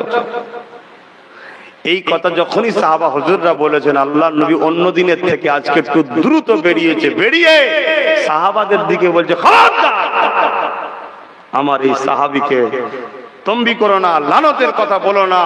আমি মুহাম্মদ গাওয়া দিচ্ছি আল্লাহ আল্লাহ রাসূলকে ভালোবাসে। জোরে বলুন সুবহানাল্লাহ। আমরা তো সবাই ভালোবাসি, সার্টিফিকেটের স্ট্যাম্প কিন্তু নবী মারেনি। আমি জানি না নবী আমার সম্বন্ধে স্ট্যাম্প মেরেছে কিনা। কিয়ামতের দিন নবী দাঁড়িয়ে বলে দেয় যে আল্লাহ এই লোকটা আপনাকে আমাকে ভালোবাসে, আমি মুহাম্মদ সাক্ষী দিচ্ছি। আল্লাহ তাকে ছেড়ে ধরবে না ছেড়ে দেবে? বলুন বলুন আপনাদের ঈমান কি? সেই নবী সার্টিফিকেট দিচ্ছে, আর আল্লাহ তিনি জানেন যে আমার মুহাম্মদ সাল্লাল্লাহু আলাইহি সাল্লাম এমন লোককে সার্টিফিকেট দেবে না যে উপযুক্ত নয়। কেন আমার মুহাম্মদ আমি সেরকমই বানিয়েছি, উপযুক্তকেই সার্টিফিকেট দেবে, না আমার বানানোর উপরে লোকের ফতোয়া উঠবে। ঠিক না বে ঠিক? যে আল্লাহর বানানোটা এরকম হয়ে গেল। তো ভাইয়েরা আমার, সাহাবারা চুপ হয়ে গেলেন, তাকে তওবা করালেন। আর সেদিন ওই সাহাবীটা এত কাঁদা কেঁদেছিলেন, এত চোখের পানি ফেলেছিলেন যে আরে আমার জন্য নবী তার প্রিয় সাহাবাদের ঘরেও তম্বি করলেন, আমাকে রাসূল কত ভালোবাসেন, আমি একটা শরাবের কাছে হেরে যাচ্ছি। সেই দিন যে এমন তওবা করেছিল, আর কোনদিন শরাব তো খাওয়া দূরের কথা, শরাবের বিরুদ্ধে ওমর ফারুক হুজুরের সাথে 7 দিন লড়াই করে শরাবের সব গোষ্ঠী তুলে দিয়েছে। জোরে বলুন সুবহানাল্লাহ। কি প্রেম ছিল, কি প্রেম! রায়াতের মধ্যে আছে, রাসূল যখন দরবারে বসতেন, এক একজন এসে নবীকে এক একটা সমস্যার কথা শোনাতেন। নবী তাদের সমস্যা সমাধান করতেন। এখান থেকে কথা, এখান থেকে কথা, ওখান থেকে কথা, ইয়া রাসূলুল্লাহ আমার এই হয়েছে, ইয়া রাসূলুল্লাহ আমার এই হয়েছে, সব সমস্যার সমাধান। বলুন তো ভাই, জানি দয়ার নবীকে আল্লাহ এমন বানিয়েছে কোনো সমস্যা হয় না, কিন্তু আমি দেখছি যে হারে আমার নবী মনে একটু সবার সমস্যা একটু নিজে থেকে প্রেমে মনে হচ্ছে, নবী আমার একটু কষ্ট পাচ্ছে। তাই উনি পাশে বসে বসে বসে বসে এমন কিছু কিছু শরীয়তের মধ্যেই চুটকি, যেটাকে আমরা বলি, কথা শোনাতো, লতিফা শোনাতো, শের শোনাতো, যেগুলো শুনে নবী একটু হেসে ফেলতেন, শরীরটা ফ্রি হতো। সেই সাহাবী মনে করতো এই যে নবীকে খুশি রাখার চেষ্টা করা, নবীর ব্রেনটাকে একটু ফ্রি রাখার চেষ্টা করা, নবীকে একটু আনন্দ উপভোগ দেওয়ার, এটাই ছিল তার প্রেম। এই প্রেম আল্লাহ নবীর জবান দিয়ে বার করিয়ে দিয়েছে, খবরদারের উপর লানত দিও না, ও আল্লাহ আল্লাহ রাসূলকে ভালোবাসে, আমি সাক্ষী দিচ্ছি। জোরে বলুন সুবহানাল্লাহ। জানি আমার কাছে কিছুই নাই, কিন্তু রাসূলকে ভালোবাসি, নবীকে প্যার করি, নবীকে মহব্বত করি। জানি না দিতে পারবো কি, তবে আল্লাহ যদি কোনোদিন পরীক্ষা নেয়, আল্লাহর কাছেই বলবো যেন সেদিন ফেল না হয়ে যায়। যদি রাসূলের জন্য জান লাগে, ইনশাআল্লাহ দিতে পারবো, ভালোবাসি। কেন জানটা পেয়েছি মোহাম্মদ রাসূলের ওসিলায়। তো সেই জায়গায় আপনাদেরও বলবো রাসূলকে ভালোবাসেন। আর ভালো যখন বাসেন, নবী যে কাজ করলে খুশি হয় সেগুলো করুন। নামাজ পড়লে খুশি না, না পড়লে খুশি, তাহলে পড়ুন। রোজা রাখলে খুশি না, না রাখলে খুশি, তাহলে রাখুন। মালদার হজ করলে খুশি না, না করলে খুশি, করলে খুশি, করুন। রাসূলের মুখে দাড়ি মোবারক ছিল, নবীকে দেখতে খারাপ লাগতো? আপনি দাঁড়িয়ে রাখুন, দেখতে ভালো লাগবে। নবী আমার সুন্নতি লেবাসকে পছন্দ করতো। আপনি নাই মজবুরিতে ব্যবসা বাণিজ্য কারবারে যাচ্ছেন, তখন নাই নাচারে করছেন, আলাদা কথা। এমনি সময় কোনো মাহফিলে যাওয়া, কোনো পীরের দরবারে যাওয়া, ওলির দরবারে, আলেমে হাক্কানিদের কাছে যাওয়া, তখন ওই সুন্নতি লেবাস পরে যান, মাথায় টুপি দিয়ে যান, দেখতে কত ভালো লাগবে। নবী মানুষকে ভালোবাসতে পছন্দ করতেন, আপনি ভালোবাসুন। নবী গরিবদের ঘরে খাওয়াতে পছন্দ করতেন, আপনি খাওয়ান। নবী মা বাপকে ভালোবাসতে পছন্দ করতেন, আপনি মা বাপকে ভালোবাসুন। নবী বড়দেরকে সম্মান দিতে বলেছে, আপনি সম্মান দিন। নবী বাচ্চাদেরকে স্নেহ করতেন, আপনি স্নেহ করুন। আল্লাহ নবী বাচ্চাদেরকে কত ভালোবাসতেন। পৃথিবীর দায়িত্ব নিয়ে নবী এসেছেন। পৃথিবী যখন দরবারে বেরোতো, আগে বাচ্চাদের কাছে যেত, তাদের সঙ্গে কথা বলতো, তাদেরকে খাবার দিত, তাদের খোঁজ খবর নিত, তাদেরকে আদর করত। নিজের বাচ্চা নয়, আরে এলাকা সব বাচ্চারা জুটতো। তারপরে নবী সাহাবাদের সঙ্গে বসে সব কথাবার্তা বলতো, এই জায়গায় এই হবে, এই জায়গায় এই করতে হবে, যা আলোচনা ছিল সেসব গুলো করতেন। কখনো কখনো এই বাচ্চারা জরুরি হয়তো মিটিং আছে, নবীর হাত ধরতেন, কেউ জুব্বা মোবারক ধরতেন, ধরে ধরে টেনে নিজে, তাহারে রহমতের নবী কোথায় নিয়ে যাচ্ছ বাবা, একবারও বলতেন না। যেদিক খুশি নিয়ে যেত, নবী নিজেকে বাচ্চাদের কাছে লুজ করে দিতেন। জোরে বলুন সুবহানাল্লাহ। আর আমরা নিজের বাচ্চার কাছেই সময় দিই না। একটু ফ্রি হলে হয় ক্লাবে, নাই ক্যারাম বোর্ডে, নাই মোবাইলে, না হয় কি বলে পার্টি অফিসে, না হয় হিবোদে, এইসব নিয়ে পেরেশান। আরে বাচ্চাগুলোকে সমান দেন, এদেরকে আদর করেন, পিয়ার করেন, এদেরকে নিয়ে খেলা করেন, তবে তো ছোটবেলা থেকে আপনার উপরে ময়া হবে। আর লাস্টে সব ছেড়ে দিয়েছেন, বড় হয়ে যে ও অন্য কোয়ালিটির হয়ে গেছে, এখন আপনি এবার হুজুর তাবিজ দাও, এই আর তাবিজে কাজ হয়? ও তো কোরআন গলায় ঝুলিয়ে দিল, আর হবে না, পেকে গেছে। যেমন বিদেশিরা, বিদেশিরা কি করে, স্বামীও চাকরি, বউ চাকরি, সব চাকরি, ছেলেকে দিয়ে গেছে কুকুরের কাছে। বিদেশি কুকুর থাকে দেখেন না, কুকুরের কাছে দিয়ে গেছে ছেলেকে পাহারা দাও। সে ছেলে ছোটবেলাতে কুকুরের সঙ্গে মানুষ হচ্ছে, কুকুরের খসলত হবে না, বড় হয়ে নিজের মায়ের ইজ্জত লুটছে, নিজের বোনের ইজ্জত হচ্ছে। আজকাল পশ্চিমা দুনিয়ায় খেয়াল করো, তাদের মতো এখন আমাদের ছেলে মেয়েরা হয়ে গেছে সব, সেই সব স্টাইল ফলো করছে। সেসব স্টাইল যে কত ভয়ানক যাও না, যে খোঁজ নাও না বুঝতে পারবে। কথা বুঝে আসছে? আমার কথা মনে হচ্ছে অন্যদিকে চলে যাচ্ছে, আপনারা বেজার হয়ে যাচ্ছেন। তা আসুন আমি একটু সালাম দিয়া নবী সালাম।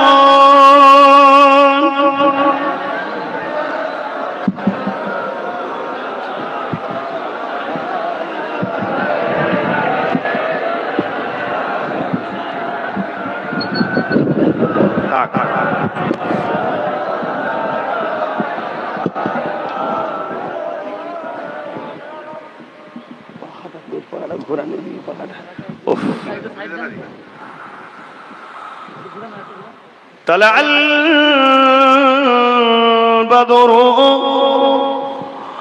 علينا من شنيعة الوداع وجب الشكر علينا ماذا لله أحداي يا نبي سلام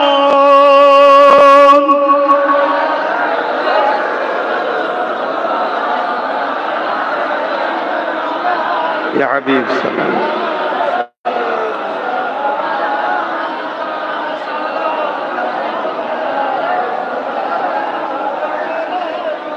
পড়িল আল্লাহ আরো পানি পোহালো দুঃখে এরা জানি হইল জগৎ অনুরানী আমিনার নয়নের মনি ইয়া নবী সালাম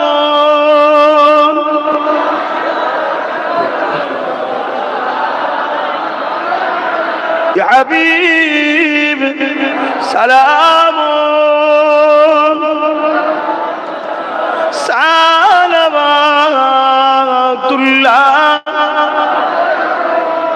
সকলে বসেন। ইয়া রাব্বি সাল্লিম সাল্লিম দাঈ না নবী পর সালাম বালাগুলা বিকামালিহি কাসাবাত রুজা বিজামালিহি হাসানাত জামিউ বিসালিহি। আর ছোট করেন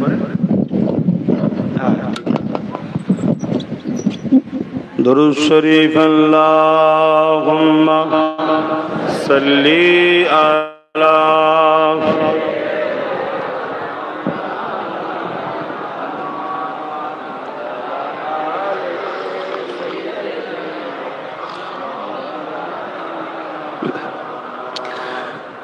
आने वालों ए तो बताओ शहर मदीना कैसा है।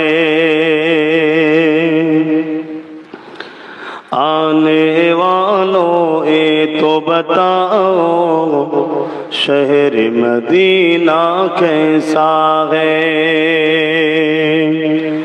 सर उनके कदमों में रख कर, सर उनके कदमों में रख कर झुक कर जीना कैसा है। आने वालों ये तो बताओ शहर मदीना कैसा है। गुंबद खजरा के साए में बैठ के तुम तो आए हो। गुंबद खजरा के साए में बैठ के तुम तो आए हो। उस साए में रब के आगे, उस साए में रब के आगे सिजदा करना कैसा है। आने वालों ये तो बताओ शहर मदीना कैसा है।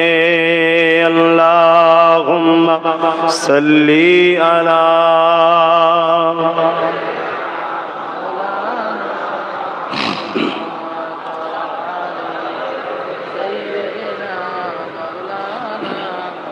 चलो रातें भी मदीने की, बातें भी मदीने की, रातें भी मदीने की, बातें भी मदीने की। जीने में ये जीना है, क्या बात है जीने की।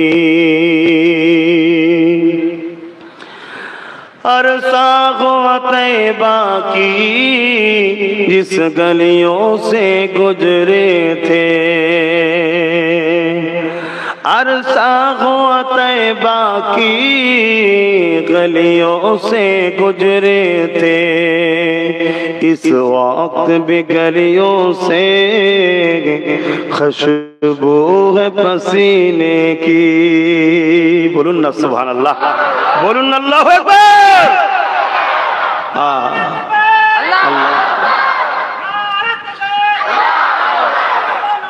जिंदाबाद। আর এই স্লোগান, এটা তো আমাদের জন্ম থেকে মৃত্যু পর্যন্ত এই স্লোগান, ঠিক না ঠিক গো? যখন জন্মেছিলেন কানে কি বলেছিল? এই আপনাদের কানে কি বলেছিল? এই আল্লাহ আকবার ভুলে যাচ্ছেন কেন? যখন আজান দেয় প্রথম কি বলে? একামত দেয়, ইমাম শুরু করে, আপনারা আমার যখন জানাজা হবে তখন কি বলবে? তো সে আল্লাহ আকবার ভুলে গেলে হবে? বলুন নারে তাকবীর, নারে তাকবীর, নারে তাকবীর। বিশ্ব নবী দিবা দোনো জাহানের সুলতানের আগমনের মাস, দোনো জাহানের সুলতানের আগমনের মাহফিল। নারে তাকবীর, নারে তাকবীর। দাদা পীর হক সিলসিলা আহলে সুন্নাত ওয়াল জামাআত, আহলে সুন্নাত ওয়াল জামাআতের অনুসারীগণ, আহলে সুন্নাত ওয়াল জামাআতের প্রেমিকগণ, নারে তাকবীর।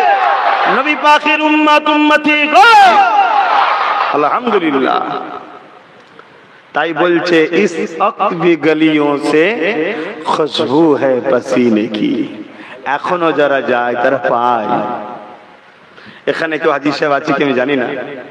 আহারে কত লোককে বলি যে ওই যে খুশবু গুলো পাওয়া যায় কাবা মদিনার আশপাশে, ওই খুশবুর আতর আছে? বলে হ্যাঁ আছে, দাও তো। হ্যাঁ ঠিক আছে। ঘরে নিয়েছে মেয়েকে দেখি উল্টো কথা বুঝছেন না? তখন ওই আতরটা শুকছি ঠিকই, কিন্তু ওইটা পাচ্ছি না, সেই গলির আতরটাই পাচ্ছি। জোরে বলুন সুবহানাল্লাহ। কেন আমার নবীর খুশবুর আতরের কাছে কোন আতর আছে বলেন না? अरसा हुआ तैबा की जिस गलियों से गुजरे थे, इस वक्त भी गलियों से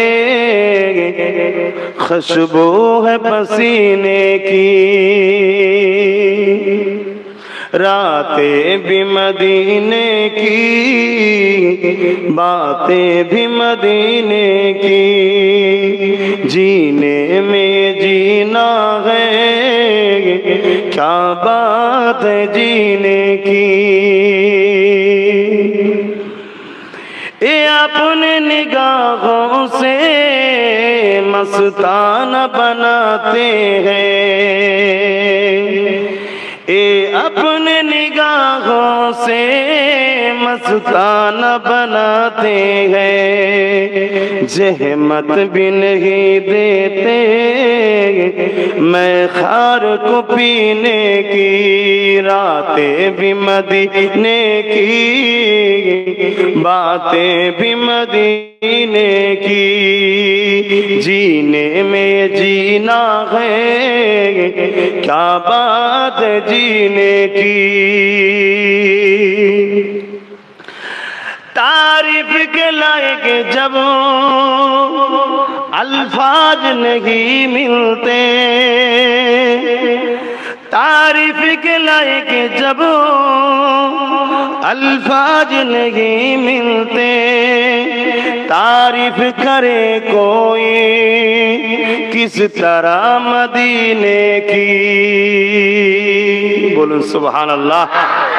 মদিনা শরীফের তারিফ করবি বা কে কেমন করে, যে শহরের মর্যাদা মাকাম আল্লাহ কত দিয়েছে। নবী নিজে দোয়া চেয়েছে, আল্লাহ মদিনায় যা মক্কায় যা রহমত দেন তার দুগুনা রহমত আমার মদিনায় দেবেন। জোরে বলুন সুবহানাল্লাহ। দোয়া কবুল হয় না? আব্বাস সিদ্দিকী হাত নাকি না, আব্বাস সিদ্দিকী চাইছে আহারে কুরবান যা।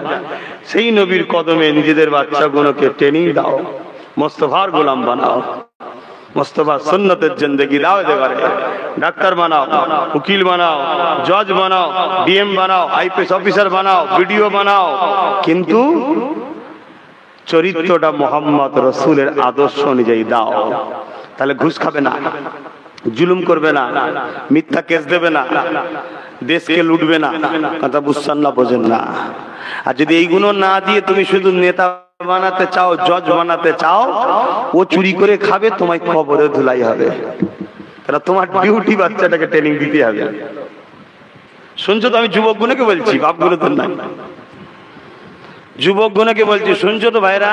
হ্যাঁ, ছেলেগুলোকে মানুষ করবো। আর সব মৌলী সাহেব করতে হবে, মৌলী সাহেব করবো, হাফিজ সাহেব করবো, এসব ধান্দাই যেওনি। কথা বুঝে আসছে না? না, উকিল, জজ, ডিএম, পুলিশ, আইপিএস অফিসার দরকার আছে, সাথে সাথে গলায় রসুলের আদর্শটা ঝুলিয়ে দাও। প্রাথমিক যে ইসলামের বেসিক যে শিক্ষা সেগুলো ঝুলিয়ে দাও। আর থাকলেই আমাদের এই মাহফিলে আসবে, আমার ছেলেরা ওয়াজ করবে, বসে বসে বসে বসে বাকি যা শিক্ষা সব শিখে যাবে, দুনিয়া একসাথে হাত ধরে থাকবে, পরকাল আবার একসাথে জান্নাত দেবে। আর যদি না শিখাও, সামান্য হারামের তেরপোল খাবার জন্য নবী বংশের আওলাদদের বিরুদ্ধে সমালোচনা করবে। করে না? করে না? আপনার এলাকায় নেই, হয়তো অনেক জায়গায় করে। ওলি আউলিয়াদের গীবত করে, আলেমদের বিরুদ্ধে বলে, মৌলী সাহেবদের বিরুদ্ধে বলে, ইমামদের বিরুদ্ধে বলে। আচ্ছা, এটা আজকে কিন্তু আমার নতুন নয়, এটা অনেকদিন ধরে আছে। শুধু বাংলা ভারতেও নয়, বাইরেতেও আছে। দুঃখের বিষয় এটাই, ওই সকল মুসলিম পরিবারের বাপেরা মায়েরা বাচ্চাগুলোকে আলেমদের গুরুত্ব, রাসূলের ওয়ারিসদের গুরুত্ব, রাসূলের দ্বীনের গুরুত্ব শিখায়নি। তাই বাচ্চাগুলো আজ বড় হয়ে সামান্য হারাম চালের জন্য আজকে নিজের ঈমানকে বরবাদ করছে। কেন? ওলামাদের সঙ্গে এহনত করাটা হলো কুফরি। কথা বুঝতে পারছেন? এগুলো মাথায় রাখবেন। এখন আমি দোয়া করব, বিসমিল্লাহ শরীফের 11 বার দুরূদ শরীফ, 3 বার সূরা ফাতিহা, 10 বার ইখলাস শরীফ তেলাওয়াত করুন। মাহফিলে আসলাম, রাস্তাঘাট হয়তো অনেকটা কষ্ট, কিন্তু আপনাদেরকে পেয়ে খুব ভালো লাগলো। আমার কথাবার্তাতে আপনারা অখুশি হলেন না তো? আমাকে ভালো লাগার প্রয়োজন নেই। আমার যদি কথাগুলো ভালো লাগে, শরিয়ত সম্মত হয়, আপনার দিল যদি বলে, এগুলোকে একটু মানবেন। আর যুবকদের বলবো, আব্বাদের বলবো, মায়েদের বলবো, বোনেদের বলবো, যদি কেউ আমাকে বাচ্চা মনে করেন, সন্তানের মতো ভালোবাসেন, বা ভাইগুলো যদি ভাইয়ের মতো ভালোবাসেন, বোনগুলো, আমি দুটো জায়গা দেখবো, ওই দুটোর মধ্যে যে কোনো একটা জায়গায় আপনার জয়েন্ট হতে হবে। আর দুটোই আপনার আখিরাতের কামিয়াবির জন্যই বলবো, এবং দুনিয়াবি জিন্দেগিতেও ভালাইর জন্য বলবো। একটা হলো, আমি একটা অরাজনৈতিক সেবামূলক সংগঠন চালাই, আহলে সুন্নাত ওয়াল জামাত, ফুরফুরা শরীফ আহলে সুন্নাত ওয়াল জামাত। ওই সংগঠনের প্রতিটা গ্রামে আমি কম করে 11 জন, তার বেশি হলে আলহামদুলিল্লাহ একটা গ্রুপ টিম তৈরি করছি। ওই টিম দ্বারা ওই গ্রামে বছরে দিনের প্রচার প্রসার, ইসলামিক কনফারেন্স এবং বাচ্চাদের ঘরে শিক্ষার জন্য সামগ্রিক শীতবস্ত্র সেবামূলক কাজ করাচ্ছি। এই কাজটা ভালো না খারাপ? যদি আপনারা চান যে মহান কাজে ভাইজানের সাথ দেবো, তাহলে আপনাদের এলাকার টিম তৈরি করবেন, করে আমার সঙ্গে যোগাযোগ করবেন ডাইরেক্ট। চাচাকে সাথে নিয়ে যাবেন, নিয়ে যে যোগাযোগ করবেন একটা। দ্বিতীয় হচ্ছে কেউ বিদেশ থাকেন বা বয়স হয়েছে বা মা বোনেরা তো সংগঠনে যুক্ত পারবে না, তারা কি করবেন? তাদের জন্য একটা অপশন হলো, আমি একটা নলেজ সিটি করছি, খবর পেয়েছেন 100 বিঘে জমির উপরে পীর আবু বকর সিদ্দিক নলেজ সিটি। সুশিক্ষা আর সুচিকিৎসা দরকার আছে না? না একা করা সম্ভব? দরকার 100 কোটি, বুঝাবার জন্য বলছি। একা পারবো? 1 লক্ষ লোক যদি বলে দেবো,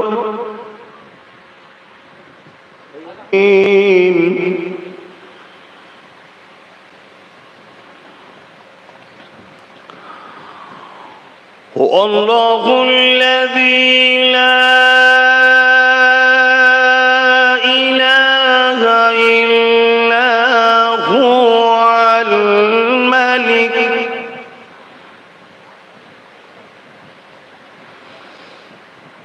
الملك القدوس السلام المؤمن المهيمن العزيز الجبار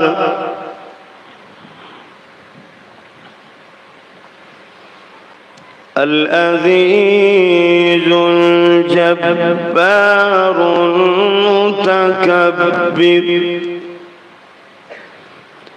سبحان الله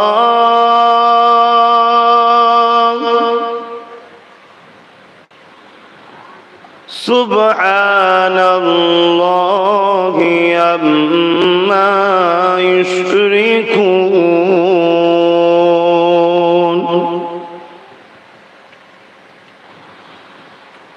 هو الله الخالق البارئ المصور له الأسماء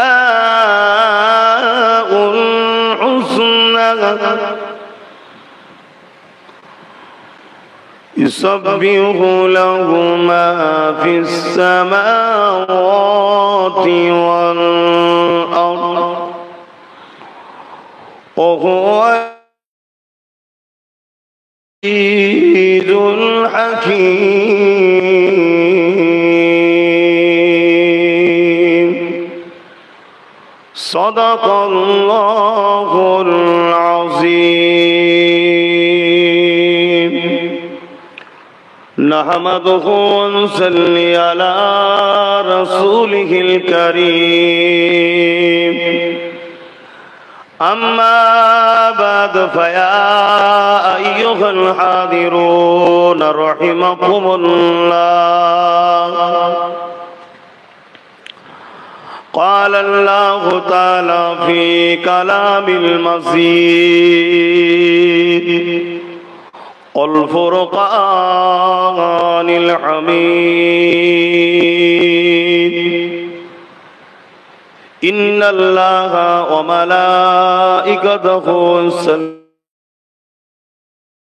على النبي يا أيها الذين آمنوا صلوا عليه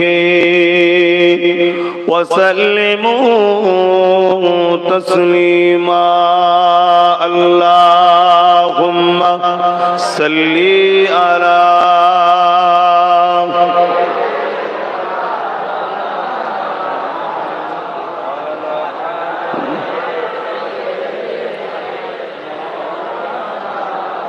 اللهم صل على سيدنا مولانا محمد وعلى آله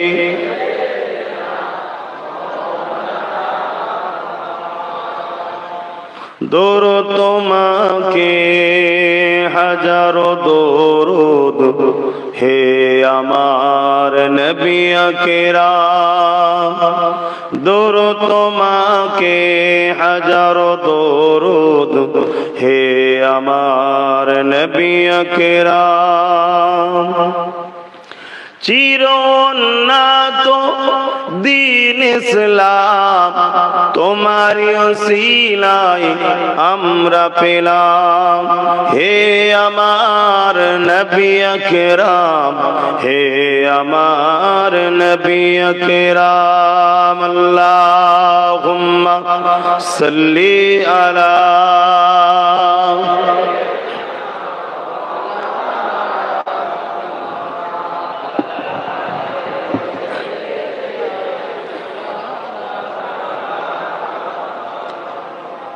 পাতারা মদি গতির প্রবাহিত হলো তোমারি ছোঁয়া। পাতারা নদী গতির দ্বারা প্রবাহিত হলো তোমারি ছোঁয়ায়। হে আমার নবী আকরাম, হে আমার নবী আকরাম, দরুদ তোমাকে হাজারো দরুদ। হে আমার নবী আকরাম, আল্লাহুম্মা সাল্লি আলা مولانا محمد وعلى آله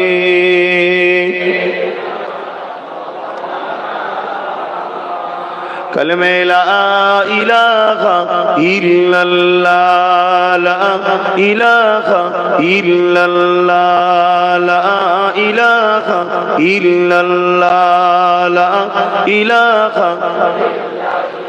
حسبی ربی جل اللہ، ما فی قلبی خیر اللہ، حسبی ربی جل اللہ، ما فی قلبی خیر اللہ، نور محمد صلی اللہ، حق لا الہ الا اللہ، لا الہ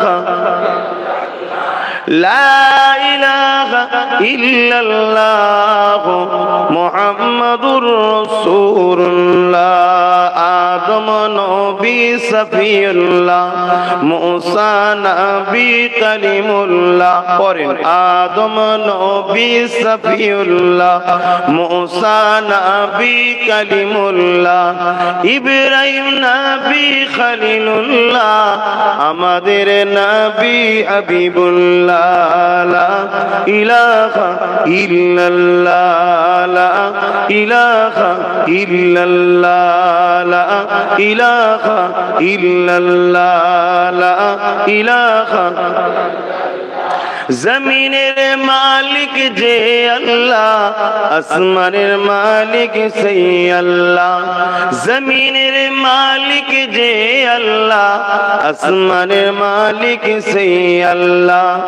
উম্মত আমরা রাসূলুল্লাহর বান্দা, আমরা তুমি আল্লাহ। লা ইলাহা ইল্লাল্লাহ, লা ইলাহা لا إله إلا الله محمد رسول الله। اللهم صل على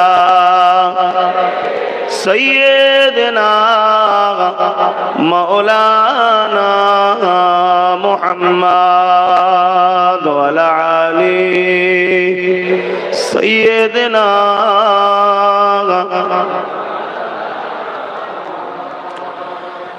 وقال الله تعالى في كلام المجيد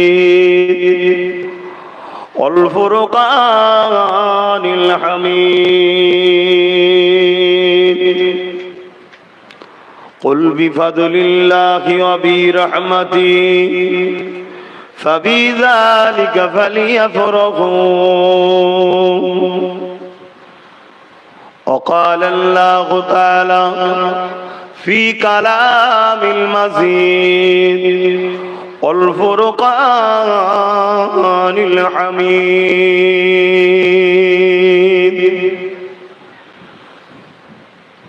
قد جاءكم من الله نور وكتاب مبين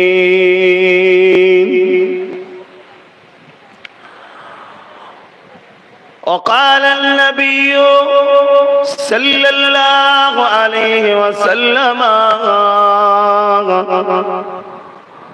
أول ما خلق الله نوري আমার আব্বা জানেরা, পর্দা নিশিনা আমার আম্মা জানেরা, আমার ভাইয়েরা, পর্দা নিশিনা আমার বোনেরা, ছোট ছোট বাচ্চারা, আজ কিছু কম বেশি 1450-1500 বছর হয়ে গেল দয়ার নবী আমার একটা সুন্দর সমাজ আমাদের কাছে রেখে, নাজাতের একটা রাস্তা রেখে, আল্লাহ পাকের ডাকে সাড়া দিয়ে দুনিয়াবি জিন্দেগি কাটিয়ে আখিরাতের রাস্তায় রওনা দিয়েছেন। বেশক তিনি আজও মদিনার জমিনে সশরীরে হায়াতে আছেন। জোরে বলুন সুবহানাল্লাহ। আজও যারা মদিনা শরীফে যায় দেখতে পান দয়ার নবীকে। জোরে বলুন সুবহানাল্লাহ। আজও যারা সেদিনের আবু জেহেলের মতো ধুলো দিয়েছিল, সামনে দিয়ে নবী চলে গিয়েছিল, দেখতে পাই না, আজকেও তারা দেখতে পায় না। আজ আমরা বেশ কিছু মানুষ, আমার আব্বা গুনো, ভাই গুনো, ছোট ছোট বাচ্চা গুনো, পর্দার আড়ালে দূর থেকে আমার মা বোন গুনো, সেই দয়ান নবীর 570 খ্রিস্টাব্দে 12 রবিউল আউয়াল শরীফে সোমবার শুভে সাদেকের সময় অশান্তির পৃথিবীকে শান্ত করার জন্য, বঞ্চিত, শোষিত, লাঞ্ছিত, পদদলিত মানুষগুলোকে সম্মানিত করার জন্য, নারীদের মৃত্যু ও হত্যার হাত থেকে বাঁচাবার জন্য, গরিবদের অধিকার পাইয়ে দিবার জন্য, একটা সাম্যের সমাজ গড়ার জন্য, এক আল্লাহ দাসত্বর পরিবেশ তৈরি করার জন্য, নকল খোদা থেকে মানুষগুলোকে বাঁচাবার জন্য মহান রব্বুল আলামিন তিনি আমাদের উপরে বড় ইহসান করে তিনার দোস্ত মদিনাওয়ালাকে আমাদের কাছে পাঠিয়েছিলেন রাহমাতাল লিল আলামিন করে। জোরে বলুন সুবহানাল্লাহ। এই বিষয়টা আলোচনা করার আগে আরেকটা জিনিস প্রথমে বোঝাতে চাইছি। মানুষের কোনো অস্তিত্ব ছিল না, এই পৃথিবীরও কোনো অস্তিত্ব ছিল না, আসমান কিছুই ছিল না। যিনি খালেক এক আল্লাহ, তিনি নিজে কুদরতি ইচ্ছা করলেন যে আমি আমার নিজেকে প্রকাশ করব, জাহির করব। তখন তিনি বললেন কুন হো যা, ফায়াকুন তার মানে হলো হো গিয়া। একটা নূর হলো, একটা আলো হলো, একটা জ্যোতি হলো। ওই নূর আলোটার নাম মহান সৃষ্টিকর্তা নিজে রাখলেন এ হুয়া হাজা মুহাম্মদ। জোরে বলুন সুবহানাল্লাহ। সেইটাকে, সেই নূরটাকে, হযরত মুহাম্মদ সাল্লাল্লাহু আলাইহি ওয়াসাল্লামের নূর মুবারককে তিনি বড় আদর করে যত্ন করে নিজের কাছে রেখে দিলেন। কতদিন আল্লাহু আলাম, তবে 50,000 বছর আদম আলাইহিস সালামের সৃষ্টির, কোন কোন রায়াতে 10,000 বছর আগে, বাকিটা আল্লাহু আলাম। তিনি আস্তে আস্তে এই জমিন আসমান সবকিছু তৈরি করলেন, আর যা কিছু করলেন সবকিছুই করলেন মানুষের খেদমতের জন্য, মানুষের উপকারের জন্য। জোরে বলুন সুবহানাল্লাহ। আর মানুষকে তিনার সৃষ্টি কায়নাতের মধ্যে শ্রেষ্ঠ তিনি বানালেন, শ্রেষ্ঠত্বের মুকুট পরালেন। যাও, মানুষ হলো শ্রেষ্ঠ। এই শ্রেষ্ঠ হওয়ার পিছনে বাপেরও কিছু অবদান আছে। বাপ চেনেন তো বাপকে? কি নাম আব্বার? একটু বলেন। আদম আলাইহিস সালাম। বাপেরও কিছু অবদান আছে। এক রায়াতের মধ্যে আছে আদম আলাইহিস সালামের মধ্যে যখন আল্লাহ রূহকে ফুঁকে দিলেন, উনি উঠে বসলেন। যেভাবে আমরা তাসাহুদে বসে থাকি, বোঝেন তো, নামাজে দরুদ তাসাহুদে বসি, ওইভাবে বসে আছেন মাথা হেঁট করে। 40 বছর বসছিলেন। জোরে বলুন সুবহানাল্লাহ। আল্লাহ 40 বছর পরে বলছে, আদম তোমাকে আমি শ্রেষ্ঠ মানুষ, শ্রেষ্ঠ মখলুক বানালাম, তুমি মাথাটা তোলো, একটু কথা বলো। তুমি 40 বছর চুপ করে বসে আছো। আদম আলাইহিস সালাম আব্বাজান বলেছিলেন, কুরবান যাক বাপের কদমে জান ছেলেদের। আল্লাহ আপনি কথা দিয়েছেন, ভাষা দিয়েছেন, মুখ দিয়েছেন, কথা বলার তো ইজাজত দেন নাই, তা বলি কি করে? বলুন সুবহানাল্লাহ। বাপের এই কথাটা শুনে আমার আল্লাহর রহমতের দরিয়ায় জোশ মেরে উঠলেন। উঠে বললেন, যাও তোমার সন্তানদেরকে আমি শ্রেষ্ঠ মখলুক বানালাম। জোরে বলুন সুবহানাল্লাহ। তুমি এত আদবওয়ালা। আদবটা আল্লাহ পছন্দ করেন। তো যাক, আমি যেটা বলতে চাইছি আজকে, এলেম সাগরের থেকেও, বুঝাবার জন্য বলছি, সাগরকে আমরা বিরাট জানি, কিন্তু সাগরের থেকেও মহান। আর ইমামে আজম নোমান বিন সাবেত বলছেন, ওই সাগর থেকে একটা সুই ডুবিয়ে তুললে যতটুকু সুইয়ের মাথায় থাকবে অতটুকু এলেম আমি পেয়েছি।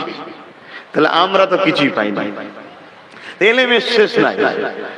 তার মধ্যেও সংক্ষেপ সময়, এটা একটা মাদ্রাসা, জামে সাগীর কিতাবে আছে, এটা হলো সব থেকে পুরাতন পদ্ধতির মাদ্রাসা। আমার নবী যখন হজ করতেন, বয়স্ক থাকতো, আধা বয়স্ক থাকতো, যুবক থাকতো, বাচ্চা থাকতো, আবার আড়ালে মা বোনরাও থাকতো। তাদের মধ্যে বয়সের কোনো লিমিট থাকতো না, সব বয়সের থাকতো।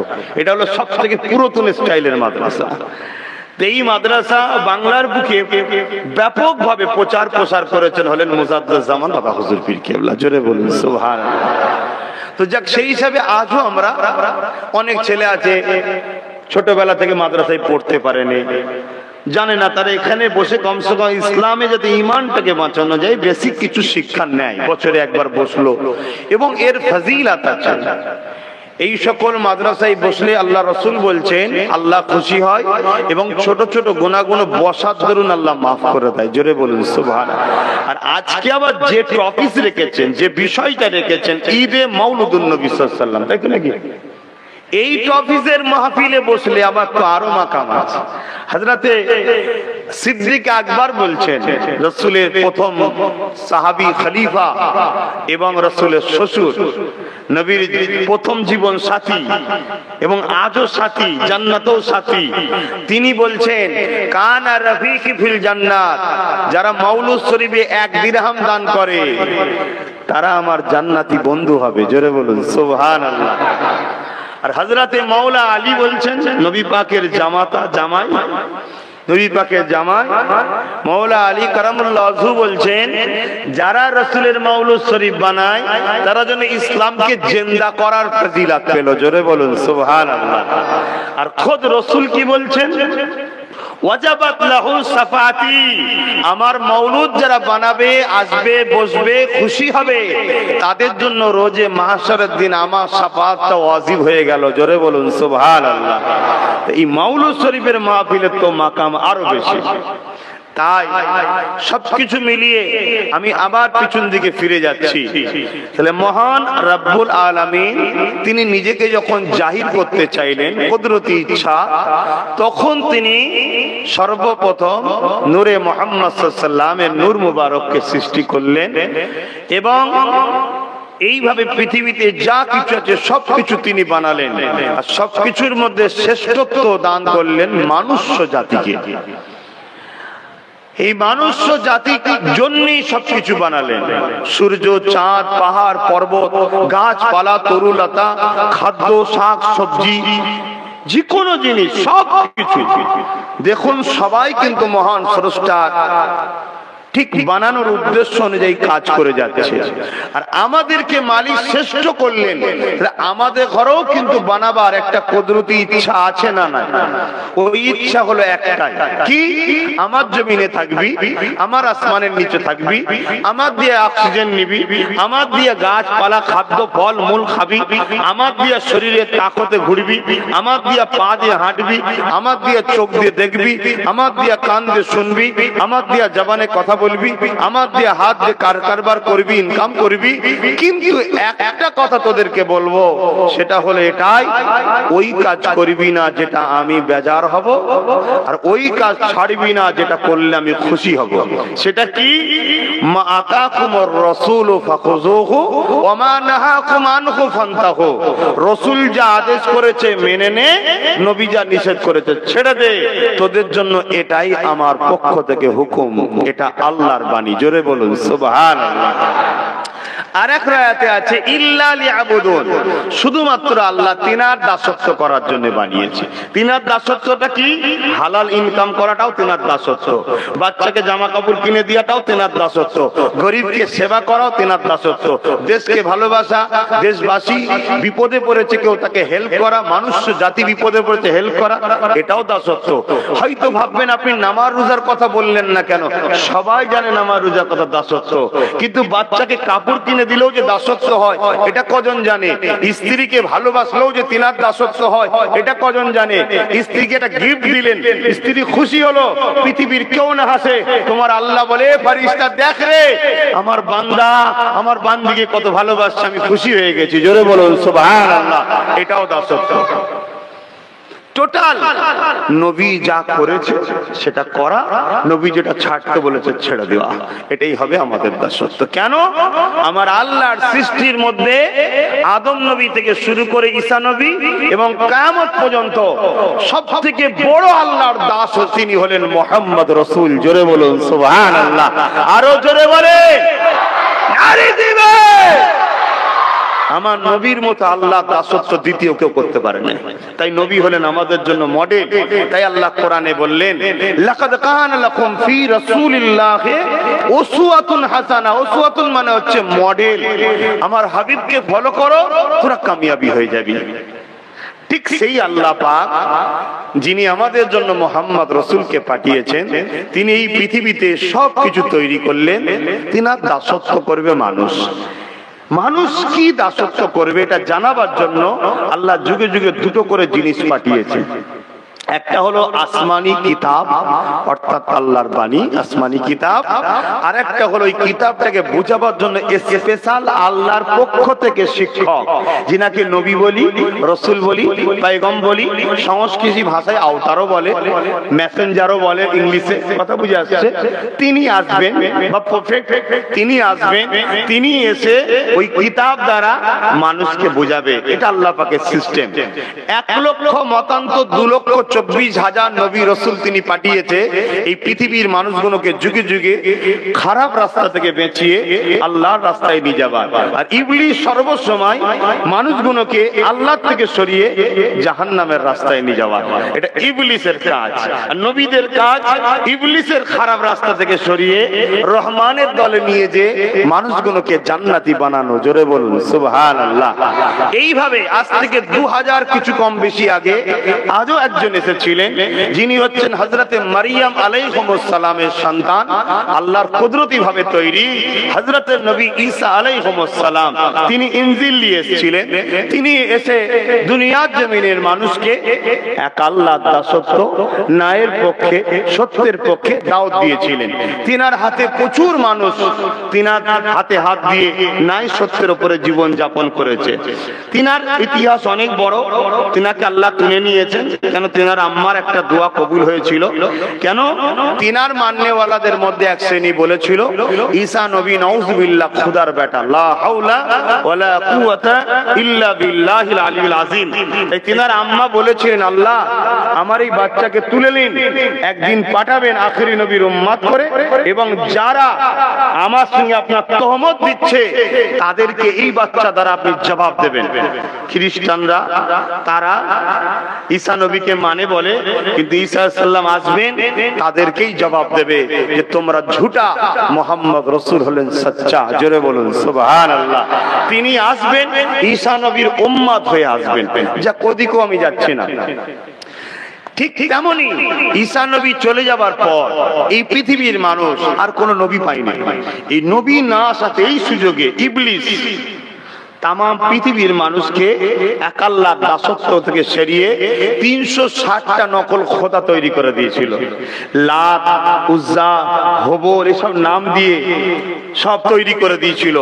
মানুষ এক আল্লাহ দাসত্ব ছেড়ে দিয়ে সেই সকল নকল খোদার উপাসনা করতে শুরু করলো।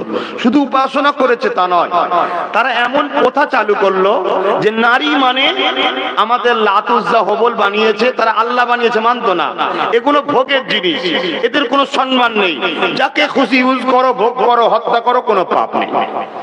তারা এমন কথা চালু করলো নারী মানে অশুভ, তাই বাপেরাই নিজেদের মেয়েকে জ্যান্ত পুঁতে দিত। আজ এই হাওয়া আবার আসছে যে নারী মানে ভালো নয়, পেটে থাকলে ফটো তুলে তাকে হত্যা করছে। এটা হলো সেই শয়তানি দলের অনুসরণ আবার মানুষের মধ্যে ঢুকছে, কেন মানুষ আল্লাহ ছাড়ছে তাই। শুধু এটা নয়, ছেলে মাকে পর্যন্ত শারীরিক অত্যাচার করত, বাপকে খুন করত। ধনী লোকরা গরিবদের ঘরে গলায় বেড়ি পরিয়ে, হাতে পায়ে বেড়ি পরিয়ে বাজারে নিজে বিক্রি করত এবং বাঘের সঙ্গে তাদের কুস্তি লড়াতো। ওই খেল তামাশায় গরিবের ছেলেরা মারা যেত, তারা গ্যালারিতে বসে, স্টেডিয়ামে বসে আনন্দ উপভোগ করে হাততালি দিত। শুধু এটা নয়, আজ যেমন আমরা বাজারে যে শাকসবজি কিনে আনি, আলু, পটল, ঝিঙে ইত্যাদি ইত্যাদি বিভিন্ন শাকসবজি কিনে এনে রান্না করি, তাকে কাটি, সেদ্ধ করি, সেই সময় বাজারে গরিবের ঘরের মেয়েদের ঘরে তোলা হতো, বিক্রি করা হতো। ওই মেয়েকে ধনীরা কিনে নিয়ে যেত, নিয়ে যাওয়ার পরে ওই মেয়ের দেহকে শোষণ করা হতো, গর্ভে সন্তান হতো। ওই সন্তান যদি পুরুষ হতো, সন্তানটাকে নিয়ে মেয়েটাকে জ্যান্ত পুড়িয়ে দিত বা জ্যান্ত মুতে দিত। আর যদি কন্যা সন্তান হতো, সন্তান ওই মেয়ে উভয়কেই পুঁতে দিত, মেরে দিত। এরকম মানুষগুলো যখন এক আল্লাহ ভুলে গিয়ে শয়তান ইবলিসের দলদাস হয়ে নকল খোদার উপাসনা করে মানুষগুলো যখন জঙ্গল রাজ, পশু রাজ, অশান্তির দাবানল জ্বলছিল, এই মানুষগুলোকেই মুক্তির রাস্তা দেখাবেন বলে আমার আল্লাহ তিনি উত্তম জানে যে এবারে আর মোহাম্মদ হাবিব ছাড়া অন্য কাউকে পাঠালে হবে না, এবারেই পাঠাতে হবে।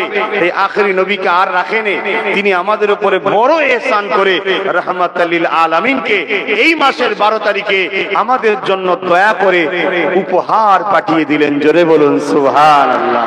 তা আল্লাহ দিয়া সেই নিয়ামতটা পেয়ে আমরা খুশি না বেজার? জোরে বলুন।